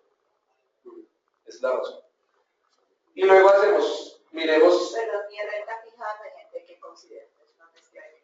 Renta fija emergente nosotros cogemos una mezcla entre el ENBI y el CENBI, que el ENBI es renta fija soberana y el CENBI es renta fija corporativa. Solamente de emisores que son compañías que son consideradas emergentes. Entonces hay que pesar de manera importante Brasil, China, México, China en el caso, pero en la renta variable. Entonces ahí está. Luego, simplemente para ver que esto cambia, el problema de este tipo de gráficos es que es como una foto y la foto cambia. Entonces, si uno solamente coge los últimos 2 años, las cosas cambian. Fíjense, por ejemplo, en los últimos 2 años, todos los que están en negativo, que para los últimos 10 años no estaban. Entonces, los commodities, la renta variable local, la renta variable emergente y la renta fija emergente. En terreno negativo en los últimos 2 años. Con volatilidades que también van variando. De todas formas, aquí la renta fija local sigue manteniendo una volatilidad relativamente moderada y de igual manera la renta fija emergente con una volatilidad alta, pero también con una rentabilidad alta, en términos relativos. Si cojo solamente el último año, aquí digamos que las cosas pues obviamente reflejan la crisis en los mercados financieros. Digamos, no es una crisis económica, pero sí hay una altísima volatilidad en los mercados financieros, una desvalorización de muchos activos, y si uno mira pues el último año, pues casi ningún índice está positivo. La renta fija emergente ahí todavía sigue siendo bastante interesante. Pero nuevamente, como esa está en dólares, ahí le ayuda la tasa de cambio. Y aquí está solamente lo ocurrido del 2015. Entonces, simplemente para ver que así uno siempre está en los dos planos, donde siempre está mirando riesgo versus retorno. De todas formas, si uno toma horizontes de tiempo diferentes, la foto es diferente. Entonces, eso hay que leerlo con bastante cuidado. Por ejemplo, esa gráfica de abajo a la derecha, sí que hay un grupo de inversores. Yo no alcanzo a ver qué dice. Renta fija local, hedge funds y renta fija global. Y más hacia la derecha abajo. Y más hacia la derecha, renta variable global, real estate, renta fija emergente. Porque son esa tendencia de que a mayor riesgo va bajando la rentabilidad. Ajá. Debería ser al revés. O sea, ¿qué está pasando ahí? No, es una foto lo que le... Es la foto de lo ocurrido de este año. ¿Qué está pasando? Pues lo que está pasando en el mundo de este año. Hay mucha incertidumbre. Por eso le digo, si yo tomo esa foto solamente de un periodo negativo que ha sido este año, o si la tomo de un periodo ya que coge crisis y no crisis, crisis y bonos y demás. ¿Cuál es más diciente? Desde mi punto de vista como inversionista y como asesor de inversión, este. Pero muchas veces la gente, pues como está acostumbrada a ver a más corto plazo, pues solamente mira estas. ¿Cierto? ¿Cuál es la desventaja de mirar esta? Que de pronto se pierden las oportunidades que genera este tipo de cosas. Esa es la única desventaja. Perfil de riesgo, lo que todos sabemos, pero simplemente para tratar de responder la pregunta, cuando viene el cliente le dice a uno, bueno, ¿en qué invierto? Listo. Déjeme, yo lo asesoro. Y la única forma de asesorarlo es preguntarle, ubicándolo dónde está. Entonces, para ubicarlo yo tengo que decirle cómo es su riqueza. Es decir, si su riqueza es su vivienda, usted no es rico. Ahí lo que está poniendo en riesgo es su patrimonio. Si por el contrario usted tiene el 75% del patrimonio líquido disponible para invertir y si se le esfuma no le pasa nada, o sea, sigue viviendo donde vive, sigue gastando lo que gasta, sigue consumiendo lo que consume, etc. Eso es bien diferente en términos del arranque de qué perfil de riesgo son. Entonces, entre más disponible tenga para invertir sin generarle problemas a su calidad de vida, tiene una mayor riqueza, en consecuencia tiene una capacidad mayor de asumir riesgos. Su estado en el ciclo de vida, entre más joven, más disposición al riesgo tiene. Su entorno socioeconómico y idiosincrasia, digamos un poco culturalmente. Si uno se va nomás aquí en Colombia y mira en Medellín o en Bogotá, para una persona en Medellín es totalmente normal invertir en acciones. Es una forma de ahorro, porque desde chiquito le regalaron acciones. Y esa era es una forma de ahorro típica. Aquí en Bogotá eso no pasa, ¿cierto? Entonces, para un inversionista antioqueño es muy normal tener acciones dentro de su portafolio. Y ellos saben que las acciones suben y bajan y todo eso, entonces no es tan difícil que lo entiendan. Para un inversionista bogotano que no tiene esa cultura, es mucho más complejo. ¿Sí? Bueno, ¿cómo es que miden ustedes el estado del ciclo de vida? Nada. Pero, por ejemplo, decía que el tema de los jóvenes. Entre más jóvenes, tiene más capacidad de asumir riesgo. No, entre más joven, mejor dicho, si usted tiene 30 años y se quiebra, puede volver a arrancar. Pues si tiene 60 y se quiebra, no. Pero si tiene 80, no le importa quebrar. No, pues es que ya no le importa nada, ya la plata no le sirve sino para los siguientes 5 años. Pues el resto es dejarlo en herencia. Sí, pues, digamos, por la experiencia de vida al nacer, uno le da para mucho más. Yo sé lo que quiere es estar más relajado, ya no quiere consumir, ya no quiere viajar, ya no quiere hacer, porque aquí está tranquilo. Alternativas de uso del dinero. Entonces es diferente si yo llego acá, tengo 25 años, imagínense que somos jóvenes todos y entonces tenemos todos 25 años y entonces decimos, vamos a poner unos recursos y entonces todos tenemos 100 millones de pesos. Pero 100 millones de pesos de pronto yo los puedo usar para mi maestría dentro de 5 años. O el otro tiene 100 millones de pesos porque con eso va a arrancar un proyecto de empresa dentro de un año. O el otro tiene 100 millones de pesos porque se lo regalaron y le sobran. ¿Cierto? Fíjense que todos tienen la misma característica de edad y de cantidad de dinero. Pero los usos son diferentes. Entonces, como los usos son diferentes, ya eso le da un perfil de riesgo diferente. Si usted me dice que esto es para ahorrar para mi universidad dentro de 5 años, pues yo soy un poquito más cauteloso. No lo voy a poner solo en derivados porque de pronto al final no le entrego nada y se queda sin universidad. Pero el que tiene los 100 millones que le da lo mismo ir al baloto o traerlos acá, pues a ese de pronto le doy algo más de riesgo. Es un poco ese tema que hay que ir mirando. Los objetivos tienen que ver mucho con el anterior y el horizonte de inversión, lo mismo. El horizonte de inversión es a 1 año, a 5 años, a 10 años o a un mes.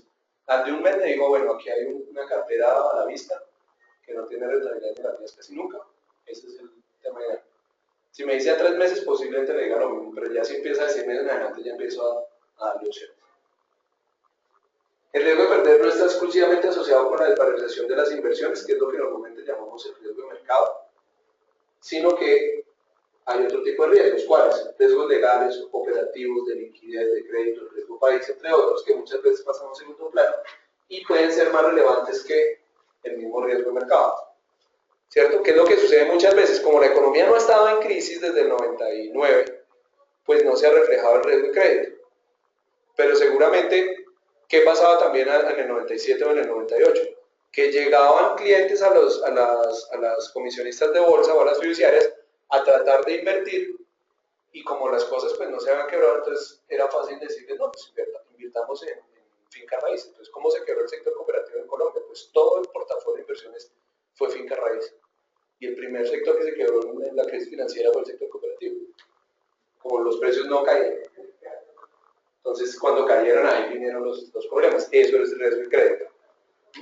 Entonces, ahí está el tema que cuando el país va bien, pues no tiene problema. Eso es un buen termómetro de si el país va bien o no va bien.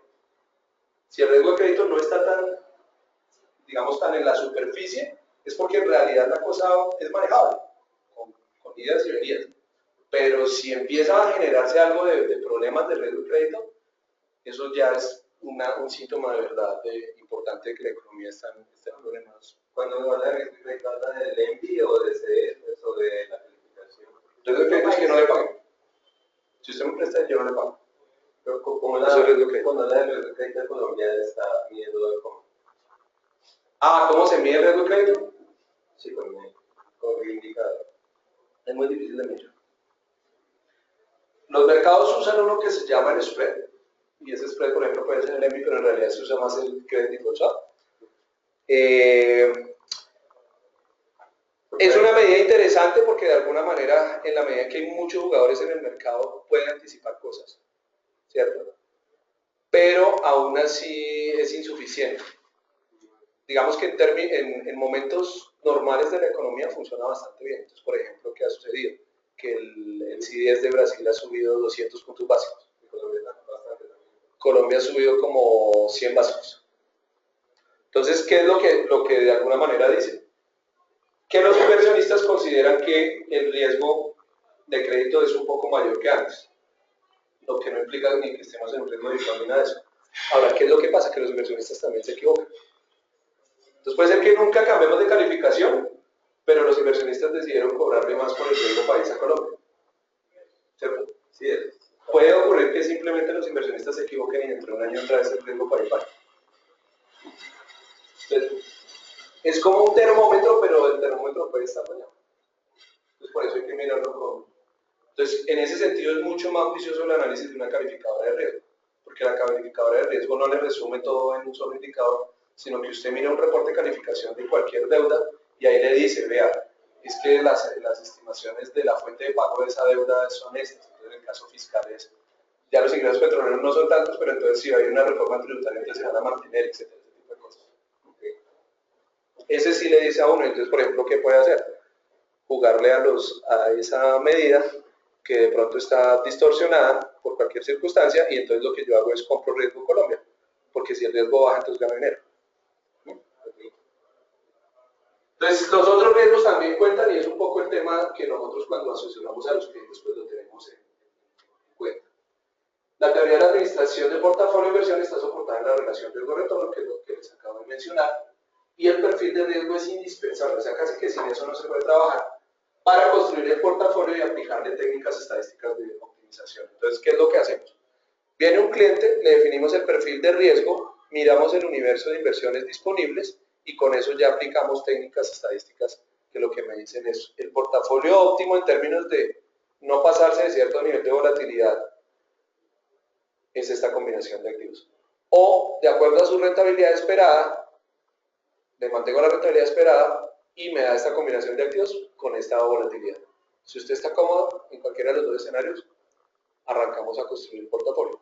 Si no, pues modificamos. ¿Para qué? Pues para que el inversionista esté cómodo. Porque no hay nada peor que un inversionista incómodo desde el principio. Eso pues sería una mala asesoría.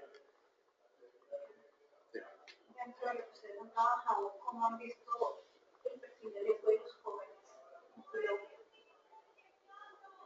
Define jóvenes. Edad más o menos. Más o menos que entre los 20 y 35, que son los que conocen la generación de los millennials. Pues la verdad de lo que yo recuerde, yo no sé de pronto si tú tienes alguna cifra mejor que yo, pero lo que yo recuerde, yo creo que la mayoría son más bien superiores a esa edad, superiores a los 30 de hecho. Entonces uno de los jóvenes no los... Es que creo que con el Canadá es Exacto, exactamente. Sí, o sea, los jóvenes que yo he visto acá es más porque los papás les han dado su... exacto, les tienen sus inversiones, pero terminan siendo más incluso administradas todavía por el papá o la mamá, pues, que por ellos mismos. Todavía no les dan tanta... No, ellos son mucho más dispuestos al riesgo, eso sí es evidente.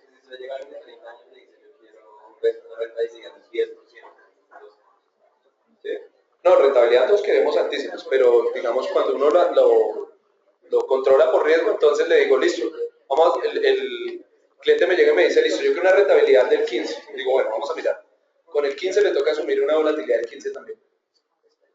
Entonces, ¿qué significa? Que usted puede perder entre el 15% o ganarse 30%. Entonces ahí ya empiezan a darse cuenta que no es fácil conseguir el 15%. Entonces hay que irlos ajustando a una realidad también que de pronto no es tan visible para ellos. Eso sucede.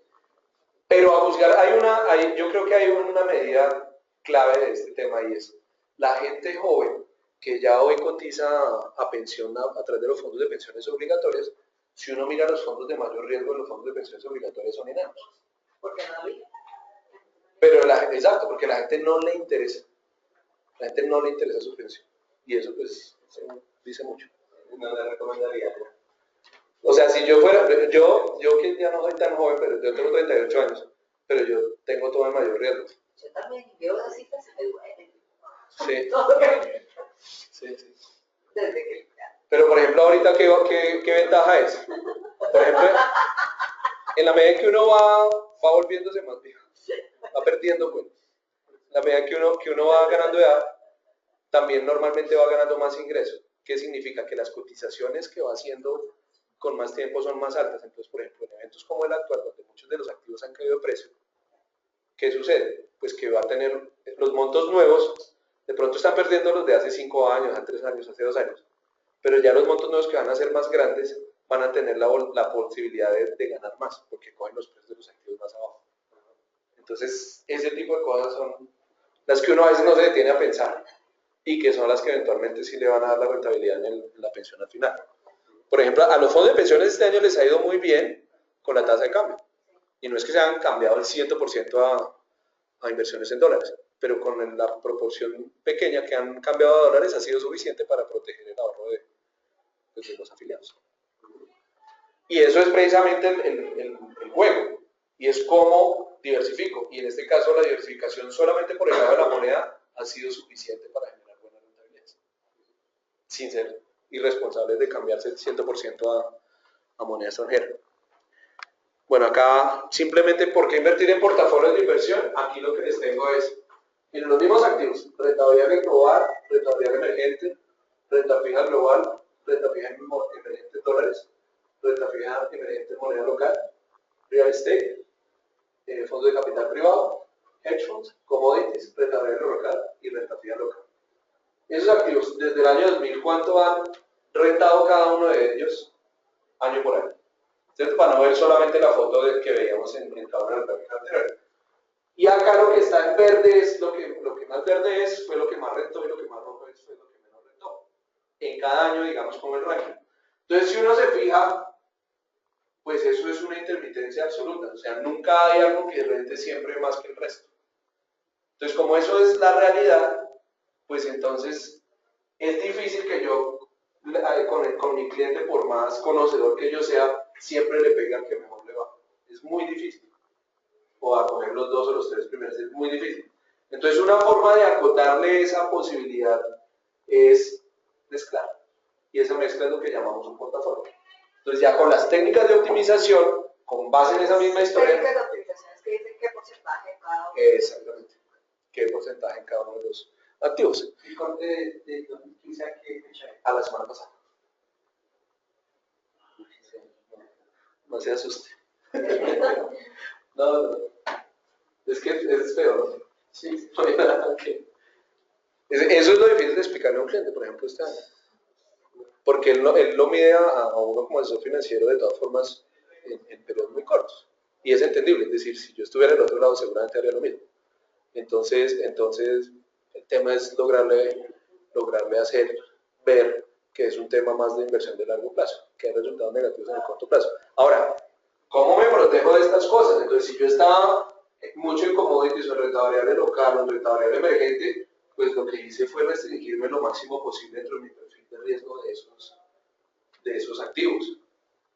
Eso es una forma de protegerme. Entonces al cliente seguramente no le va a mostrar rentabilidad del 14, del menos 14, del menos 19, del menos 11.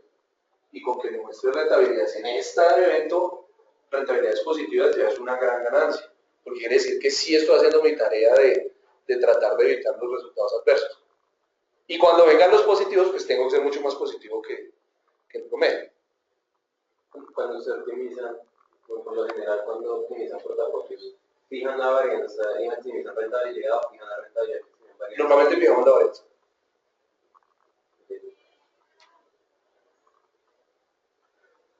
Porque estimar la varianza generalmente también es más complejo que estimar la rentabilidad. Y entonces fíjense, acá ya no hablamos de rentabilidad sino volatilidad. La volatilidad, fíjense que es un poco más estable en términos de tipos de activos. Hay activos que tradicionalmente son más volátiles. Entonces ustedes ven, por ejemplo, acá los hedge funds. Por ejemplo, acá en la renta fija local. Han sido en los últimos años más estables, ¿cierto? Si uno mira los hedge funds en general han sido más estables. Pero, por ejemplo, si uno mira la renta fija emergente ha tenido una volatilidad alta. Y lo veíamos en los cuadritos anteriores, los gráficos anteriores. ¿Sí? Entonces, ¿qué es lo que hago? Como ya tengo una idea mejor de la volatilidad, donde sé que activos son más volátiles que otros, pues entonces normalmente entre menos riesgoso soy, cualquier proceso de optimización me va a dar una mayor combinación, un mayor peso en los activos menos volátiles de esta misma tabla. Por el contrario, entre más dispuesto al riesgo soy, pues me va a dar más por el lado de los más volátiles, ¿cierto? Entonces, lo único que uno tiene que tener claro como inversionista en realidad es, si voy a asumir un mayor riesgo, por lo menos este medido por volatilidad, debo también esperar una mayor rentabilidad. Lo que pasa es que no la puedo esperar en el corto plazo. Puede que sea en el corto plazo, pero eso es más casualidad que otra cosa. Normalmente a los portafolios hay que dejarlos madurar. Y por eso es que yo soy muy insistente en que un portafolio de menos de un año no existe. Esos son apuestas.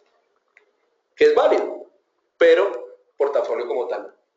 Lo importante entonces del proceso de inversión es como tener una estructura de cómo hacer las inversiones y cómo seguirlas, ¿cierto? No que, es que me dijeron y leí en el periódico que es que las acciones de Ecopetrol es lo máximo, porque son pacíficos, fabricables, entonces paso entre los activos más riesgosos todo el tiempo.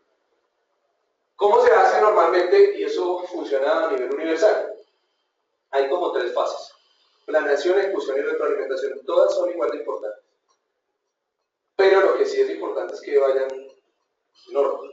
Entonces, primero planeo. Entonces, ¿cómo planeo? Pues me siento con el cliente a definir las necesidades. Eso es lo básico, ¿cierto? O sea, el cliente nunca va a venir a preguntarme solamente en qué invierto para ganar la mayor rentabilidad. Esa pregunta, digamos, que queda suelta y no haría parte de este proceso. Entonces, lo que yo hago como asesor es sentarme con el cliente y decirle, listo, vamos a evaluar las necesidades, y al evaluar las necesidades veo objetivos, pero también veo restricciones. Porque el cliente puede perfectamente decirme, listo, muy bonito su mundo de las acciones, pero usted tiene el 10% en acciones de Ecopetrol y a mí, por X o Y circunstancia, no me gustan las acciones de Ecopetrol, entonces no las tengamos en cuenta. Listo. Eso hay que tenerlo muy presente. O puede ser que un cliente venga y me dice, hágame una optimización, entonces la optimización a mí me dice, listo, vamos en el fondo inmobiliario el 10%. Pero él me dice, no me meta en inmuebles porque es que mi negocio es la finca raíz. Entonces, pues no tiene sentido que yo le haga lo mismo cuando él es mucho mejor para hacerlo. Entonces, simplemente saco del universo de posibilidades de inversión esa finca raíz. O me dice, vea, a mí sabe que solamente me gustan activos fuera del país, porque yo el riesgo de mi negocio los tengo en Colombia, entonces quiero diversificar. Listo. Ese tipo de cosas es entender al cliente y acomodarme a él, que es definir sus necesidades. Si yo no hago ese proceso, pues lo que va a estar es saltando de un activo en otro. Eventualmente me puede ir bien, pero no le estoy dando una asesoría verdaderamente financiera al cliente. Con base en eso, desarrollo un plan de inversión. Entonces, ¿qué incluye? Primero, perfil de riesgo, pero también un benchmark. Y el benchmark es muy utilizado básicamente porque yo tengo que tener algo contra qué comparar. Y el benchmark hay de muchas naturalezas. Entonces, el benchmark puede ser tan simple como que me dice, listo, usted rénteme inflación más unos puntos. Ese puede ser uno muy básico, pero muy útil. O rénteme por encima de un CDT, puede ser otra forma. O simplemente miramos y me dice, listo, si vamos a estar en acciones y en renta fija, entonces rénteme la parte de renta fija por encima del CDT y la parte de acciones por encima del mercado. ¿Cierto? Y eso lo podemos establecer. ¿Para qué? Para que desde el principio siempre haya unas reglas de juego claras donde sepa que si estoy en acciones, pues tengo el riesgo de que algunos meses me va a ver negativo. Esa es la volatilidad típica del mercado accionario, aquí y en Cafarnaúm. Entonces es un poco ese diálogo con el inversionista que me lleva a establecer una correcta planeación. De manera que si mañana hay situaciones negativas, el cliente no vaya a verme, digamos, como un enemigo, ¿cierto? Sino que entienda que es un tema de mercado, pero que en el largo plazo yo en promedio le voy a dar rentabilidades superiores a las que él está esperando, pues esa es nuestra origen. Entonces, pasado ese proceso de planeación, voy a la ejecución. Entonces, en la ejecución lo que hago es un asset allocation. ¿Cuál es la mezcla? Para su perfil de riesgo y con estas restricciones, la mezcla está. Vamos a ir evaluándolo continuamente, es posible, pero el objetivo de inversión es 3 años. Claro, si el primer año me dio súper mal, pues mal haría yo en no decirlo. De hecho, la regulación me obliga a que yo le esté informando. Pero la idea es esta. Entonces, en el asset allocation le digo, tanto en renta variable, tanto en renta fija, tanto en dólares. Y en el análisis de activos ya propiamente, ya eso sí puede quedar más de mi lado. Yo no necesariamente tengo que decirle al cliente que es que voy a comprar hoy test del 24 y mañana test del 26, pasado mañana test del 30 y luego me estoy cambiando. Simplemente les digo, tengo test de largo plazo que tienen este riesgo. Y ya yo me muevo, porque esa es la idea de un portafolio. Que yo lo pueda asesorar no solamente diciéndole en qué invertir, sino tomando las oportunidades adecuadamente. Si hoy son los test del 24 y mañana son los test URs del 33, pues de alguna manera en el periodo, en el proceso de planeación, en la fase de planeación, yo puedo haberle dicho al cliente, vea, en la parte larga me voy a mover en estos 5 tipos. ¿Cuándo? Pues cuando se dé la oportunidad. Pues si no lo hago así, lo que me toca es estar llamando al cliente y decirle, oiga, si del 24 al 33 le parece, y casi que consultándole todo el tiempo eso, y llevar un portafolio de esa manera es mucho más complejo. De pronto para uno como asesor y como de este lado del negocio no, porque uno al final está en ese día a día, pero de pronto el cliente inversionista no, porque el cliente inversionista está en su actividad normal y a veces termina siendo difícil aprovechar oportunidades porque o no se consigue al cliente o no está pensando en eso, etc. Y viene propiamente la construcción del portafolio. Entonces, toda esta ejecución hay que ver qué tipo de vehículos estoy utilizando. Si es un contrato de comisión, sí o sí tengo que preguntarle toda orden que tenga que hacer de compra-venta. Ese es el contrato de comisión. Si es a través de un vehículo colectivo, como pudiera ser, por ejemplo, un fondo de inversión colectivo, pues él simplemente sabe que hay una parte que está en renta fija, en deuda pública, por ejemplo, y ahí el gestor es el responsable de moverse dentro de la deuda pública. No puede hacer acciones, pero esa sería la forma. Y posteriormente viene la retroalimentación, y es, cogemos y nos sentamos y miramos cómo va el portafolio, si las necesidades y las restricciones del cliente se mantienen o no, porque si un cliente lleva 5 años, puede que a los 5 años haya cambiado de necesidades. ¿Cierto? Entonces, se hace continuamente, por lo menos una vez al trimestre, un monitoreo y rebalanceo del portafolio. Se evalúa el comportamiento a través de una cosa que se llama la medida de desempeño. Y eso es un ciclo, es decir, esto regresa a la fase 1 y va todo el tiempo haciendo el ciclo. Y esa es la forma en que el cliente se ve asesorado profesionalmente. Aquí simplemente unas medidas de desempeño que utilizamos, la más conocida es el alfa. El alfa es la diferencia entre la rentabilidad de lo que yo le ofrecí como portafolio versus la rentabilidad de un benchmark que definimos. Entonces, si el benchmark es el IPC más 2 y mi portafolio rentó el IPC más 3, tengo un alfa positivo y es el punto de vista ideal. Si es el mismo IPC más 2 del benchmark, pero yo renté el IPC, pues estoy quedándome el 2%. Ahí hay que evaluar con el cliente si hay que tomar medidas, si el tema estaba diferente a lo que yo pensaba, ¿cierto? Eso es lo que hay que hacer. ¿Cuál es la diferencia entre que usted le diga que tiene que mantener un portafolio en valor nominal a valor real? Valor nominal es como las cantidades. Entonces, por ejemplo, en el caso de renta fija, usted compra 1.000 millones de pesos de un nominal de un TES. Pero los 1.000 millones, ¿qué quiere decir? ¿Qué es lo que le va a pagar, en este caso el gobierno nacional, el día que vence el título? Es el valor nominal. Para comprar ese derecho, digamos, a tener esos 1.000 millones de pesos al final, más todos los flujos que son los cupones anualmente, yo tengo que pagar más o menos hoy. Si el precio está por encima de 100, tengo que pagar más de los 1.000 millones. Si está por debajo de 100, tengo que pagar menos de los 1.000 millones. Simplemente es un juego de tasas de interés donde lo que yo hago es coger todos los flujos de ese papel, traerlos a valor presente a una tasa de descuento, que es la tasa de mercado del título, y eso me da si el precio está inferior a 100 o superior a 100 o igual a 100. Y ahí sé si tengo que girar más, menos o igual a los 1.000 millones de nominal. En una entrevista que estamos haciendo en CLAR, nos comentaban que están reestructurando portafolios y el objetivo era mantener los portafolios en valor nominal, ¿no? Entonces que no iban a incluir los TIDs dentro del portafolio. ¿O por qué? Yo no te lo entendí. Los TIDs no lo sé. Pues los TIDs se pudieran incluir. Lo que pasa es que los TIDs son una inversión de muy corto plazo. Usted normalmente compra TIDs a 8, 15, 20 días máximo. Y los está rotando todo el tiempo. Entonces, y tiene que ver más con las fechas de pago de impuestos. Entonces, de pronto es que cuando hace medidas de desempeño del portafolio, por ejemplo, modulación, ese tipo de cosas en un portafolio de renta fija, se las distorsiona. O sea, yo también lo haría aparte. No porque no sea una inversión, sino porque de pronto me distorsiona el resto. Entonces, ese tal vez es el más conocido, y ustedes lo van a ver en cualquier reporte de cualquier casa que maneje fondos en el mundo, ese tipo de medidas. Otra medida, por ejemplo, es el beta, que es muy conocido en el mundo de las acciones, que es cómo varían conjuntamente frente al mercado versus la variación del mercado. Entonces, ¿qué tanto se distancia del mercado en volatilidad una acción? Pero no necesariamente tiene que ser una acción.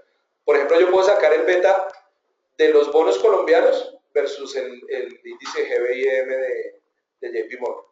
Entonces yo puedo sacar el beta de los test. ¿Qué significa el beta? ¿Cómo se mide? Al ser una razón, lo que quiere decir es, si es más volátil que el mercado, es mayor a 1. Y si es menos volátil que el mercado, es menor a 1. Y si es igual de volátil al mercado, es igual a 1. Entonces yo busco betas distintos a 1. Si es igual a 1, pues prefiero comprar el índice. No me estreso buscando si la acción le va mejor o no le va mejor. Si el beta es mayor a 1, ¿qué quiere decir? Que la acción normalmente se comporta con mayor volatilidad. Entonces es bueno tener las acciones o los bonos que tienen un beta mayor a 1 cuando el mercado va valorizándose. Pero si el mercado va desvalorizándose, uno debería tener acciones con betas o bonos con betas menores a 1, porque quiere decir que va a estar menos volátil que el mercado, ¿cierto? Pero eso, ¿quién lo hace y quién puede tomar esa oportunidad? El inversionista profesional que sabe administración de portafolio. Cuando yo soy el inversionista individual, por más que sepa, como no tengo toda la información disponible y menos al momento adecuado, pues muchas veces no puedo tomar ese tipo de decisiones, simplemente porque no tengo la información. Así yo sepa cómo se hace. Entonces, en ese sentido, tiene más relevancia armar la inversión como un portafolio que como digamos, inversionista individual. ¿Y las otras dos medidas cuáles eran? Bueno, las otras eran para no aburrirlo, eso que me van a dormir por acá. Está el tracking error, que es lo que yo comparo es la volatilidad del portafolio versus la volatilidad del benchmark. Entonces, entre más tracking error tengo, quiere decir que yo como administrador de portafolio soy más volátil que el benchmark. Y entre menos tracking error tengo, quiere decir que estoy más ajustado a cómo se comporta mi benchmark. Ese ya no funciona, por ejemplo, si el benchmark es IPC más 2, porque eso pues no se mueve solamente lo que se mueve el IPC. Pero si yo tengo, por ejemplo, el Colcap o el ICOLCAP como benchmark, yo sí puedo tener una mayor volatilidad que el ICOLCAP en mi portafolio o una menor volatilidad que el ICOLCAP en mi portafolio. ¿Cuándo es bueno tener una mayor volatilidad? Cuando la vaina va valorizándose. Y cuando va, por el contrario, desvalorizándose, entonces prefiero tener un administrador de portafolio que tenga un tracking error bajito, cercano a 0. Ese es. Y el information ratio es parecido a lo que se denomina la razón de Sharpe, que esa razón de Sharpe es rentabilidad ajustada por riesgo, pero acá la rentabilidad ajustada por riesgo teniendo en cuenta la volatilidad del pecho. Es la única diferencia. Por eso es el alfa, que es esta, la diferencia en rentabilidades, sobre tracking error, que es la diferencia entre volatilidades. ¿Sí? Es lo mismo que la razón de echar, pero entre portafolio y pecho. Acá para ir cerrando, entonces está un ejercicio ya real, con 3 tipos de portafolio. Esto es solamente renta fija versus un CDT. Y lo que hice fue una rentabilidad acumulada en diferentes horizontes de tiempo. Entonces arranqué, por ejemplo, acá está 5 años. No, arranqué de acá, año corrido. Entonces año corrido lo que yo cojo es un CDT, que si yo no lo valoro a precios de mercado, y solamente lo que hago es irlo reinvirtiendo cada vez que se me vence, entonces en el año corrido esto hubiera sido la característica de rentabilidad del CDT. En 3 combinaciones con 3 tipos de riesgo diferentes, de solo títulos de renta fija, en pesos colombianos, esto hubiera sido el comportamiento. Bien, si hubiera arrancado muy bien, me habría mantenido bastante bien por encima de la rentabilidad del CDT. Pero si yo me mantengo quieto y no hago nada, entonces al momento incluso hay 2 portafolios que están rentando o menos o lo mismo que el CDT. Solamente el tipo 1, incluso que termina siendo el más conservador de los 3, está todavía mejor que el CDT, ¿cierto? Entonces, ¿qué significa eso? Que si yo llego y compro ese benchmark y me quedo ahí quieto y no hago nada, pues no aprovecho las oportunidades. Y ahí sí la diferencia contra el CDT puede ser que no sea relevante. Eso en un periodo corto de tiempo, que estamos hablando de año corrido. Pero, por ejemplo, ¿yo qué hubiera podido hacer? Pues que si yo tengo una rentabilidad ya interesante acá, pues me cambio de activo, o me vuelvo a liquidez, etc. Eso es lo que tiene que hacer el gestor de portafolio, para evitar resultados negativos como este. Si me paso un año, la cosa es parecida, pero fíjense que incluso lo que quería mostrar acá es, cae, se parece al CDT en este pedacito, ¿cierto? Los primeros meses, pero posteriormente luego vuelve y repunta de manera importante, donde las diferencias de rentabilidades son de 2 o 3%, que eso en términos de inversiones de corto plazo son altas. Entonces lo mismo, ¿qué tiene que hacer el gestor de portafolio? Pues estar en la capacidad también de que cuando ve rentabilidades muy superiores a un benchmark, por ejemplo, si el benchmark en ese caso fuera el CDT, pues ser capaz de hacer esas utilidades para generar verdaderamente valor. Ya si me voy a periodos más largos, aún con las volatilidades que tiene el mercado, tengo rentabilidades mucho mayores en esos portafolios. Fíjense, por ejemplo, en 5 años. Entonces, en 5 años, arranco acá de 100, termino acá como en 120 en el caso del CDT, pero incluso hay en un portafolio con algo más de riesgo, termino alrededor de 145, es decir, en 5 años le saco el 20% al que invirtió en CDTs tradicionalmente, ¿cierto? Y el ejemplo es muy válido, ¿por qué? Porque mucha gente lo compara uno con el CDT, es lo primero. Y lo segundo es que en realidad hay mucha gente que invierte en CDTs, y ellos se consideran inversionistas de corto plazo, pero tienen el CDT 15 o 20 años. Entonces, una forma de cómo nosotros llegarlo a asesorar verdaderamente es decirle, vea, usted lleva 15 años invirtiendo en CDTs, esto es lo que le ha pasado. Vamos haciéndolo en conjunto para que lo vaya mejorando. Sobre todo en la medida en que las tasas de interés pues hoy en día no son tan interesantes como hace 10 años. Y acá un poco portafolios de verdad, estos son fondos de inversión colectiva, cómo van en lo corrido del año. Aquí arriba, renta variable en pesos. Simplemente traje unos ejemplos de las nuestras. Los que están en gris sin nombre son de la competencia. Y en naranja es el benchmark. ¿Cierto? Entonces lo mismo, retorno, riesgo. Lo corrido el año hasta antier. Entonces aquí, por ejemplo, hay una cartera que nosotros denominamos acciones valor, que ha sido la que tiene mejor rentabilidad y menor riesgo. Pero fíjense que aún con mejor rentabilidad negativa. Claro, pero si yo hubiera hecho el Nicol Cap, que es un ETF que yo puedo comprar, tendría una rentabilidad casi 20% inferior, con una volatilidad parecida. Entonces ahí, ¿cuál es el valor? Pues precisamente darle a esa misma volatilidad un mejor retorno. En el caso de la renta fija, parecido. Entonces aquí en el caso de la renta fija, fíjense, estos son todas carteras que son a la vista. Tienen muy baja volatilidad y la rentabilidad más o menos estaba alrededor del 3,5%, ¿cierto? Y si moviendo hacia la derecha para adquirir más volatilidad, y este año no ha pagado demasiado tomar más riesgo, porque al final las rentabilidades no son tan diferentes. ¿Sí? El benchmark en este caso sería el índice de TES, que es mucho más volátil. ¿Cuál es el índice de TEPS? No usas, ok. Sí, ese nosotros lo calculamos. Sí, es que en el mercado todavía no hay, pero nosotros lo comparamos contra el GBIM de JP Morgan solo para Colombia. El comportamiento histórico es muy parecido. Solamente que nosotros le tenemos historias del 2002. El de JP Morgan la historia es como del 2010. Entonces, pero nos gusta más el de nosotros.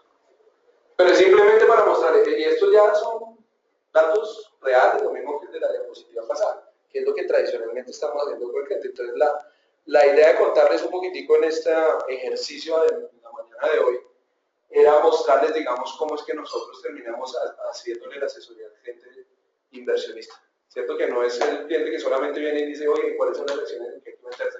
O compro dólares a 3.000, o que, digamos, como en esa efusividad del momento que uno normalmente piensa que vive un inversionista. Sino es más ese inversionista que tradicionalmente está metido en este mercado, cómo lo vamos asesorando para que vaya teniendo resultados deseables en el mediano plazo. Eso básicamente, los vehículos de inversión pues son estos. Compra-venta definitiva en el mercado secundario, pero armar un portafolio a partir de eso es más complejo, se puede, pero es más complejo. Solamente compras en el mercado primario cuando salen los títulos por primera vez. Participación en fondos de inversión colectiva, que son integrados por el aporte de un número plural de personas administrados por una sociedad administradora. Administración de portafolios de terceros, que sería, digamos, un vehículo también donde se le delega la discrecionalidad a la sociedad comisionista de bolsa, pero se ponen unas restricciones al principio y van de manera individual, a diferencia de las carteras colectivas que van de manera mutua. Y compra-venta de derivados estandarizados, por ejemplo, también podría ser una forma de invertir. ¿Listo? Entonces yo creo que con eso ya se puede dar por cerrado el tema. Pues, preguntas, bienvenidas todas las que quieran. No sé si les pareció importante el tema, si les pareció interesante, pero pues yo creo que sí, de nosotros es responsabilidad también cómo llegarle a la gente pues a través de ustedes, que son pues, unos multiplicadores importantísimos de este tipo de cosas. Entonces, creo que cumplimos con una buena labor solamente tratando de contarles un poquito el cuento de cómo lo hacemos nosotros a ustedes. Y si tienen de aquí preguntas en adelante, que no tenga mi tarjeta, porfa, me dice sobre estos temas. Súper dispuestos pues a contarles en el futuro lo que necesiten. De pronto la presentación la puedes enviar por correo. Sí, le voy a quitar la parte de la competencia y sí. Se la saco yo.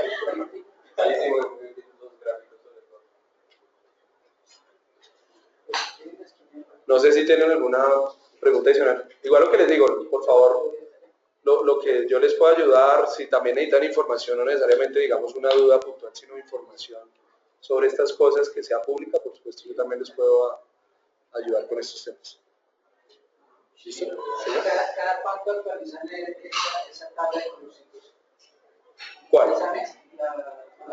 Esa. Esa, sí, la actuamos, no, de hecho la actualizamos semanalmente. Sí. Y la vemos por ejemplo, por meses. La vemos también. Qué chévere. Listo, pues si no es más, muchas gracias por venir y bienvenidos nuevamente cuando requieran, así sea vía telefónica o por mail.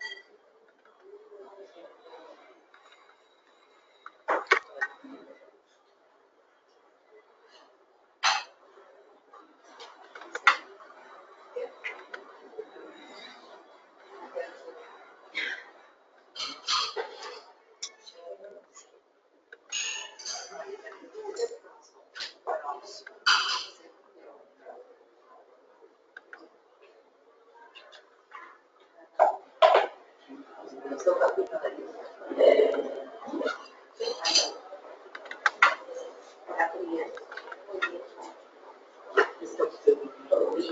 Sí,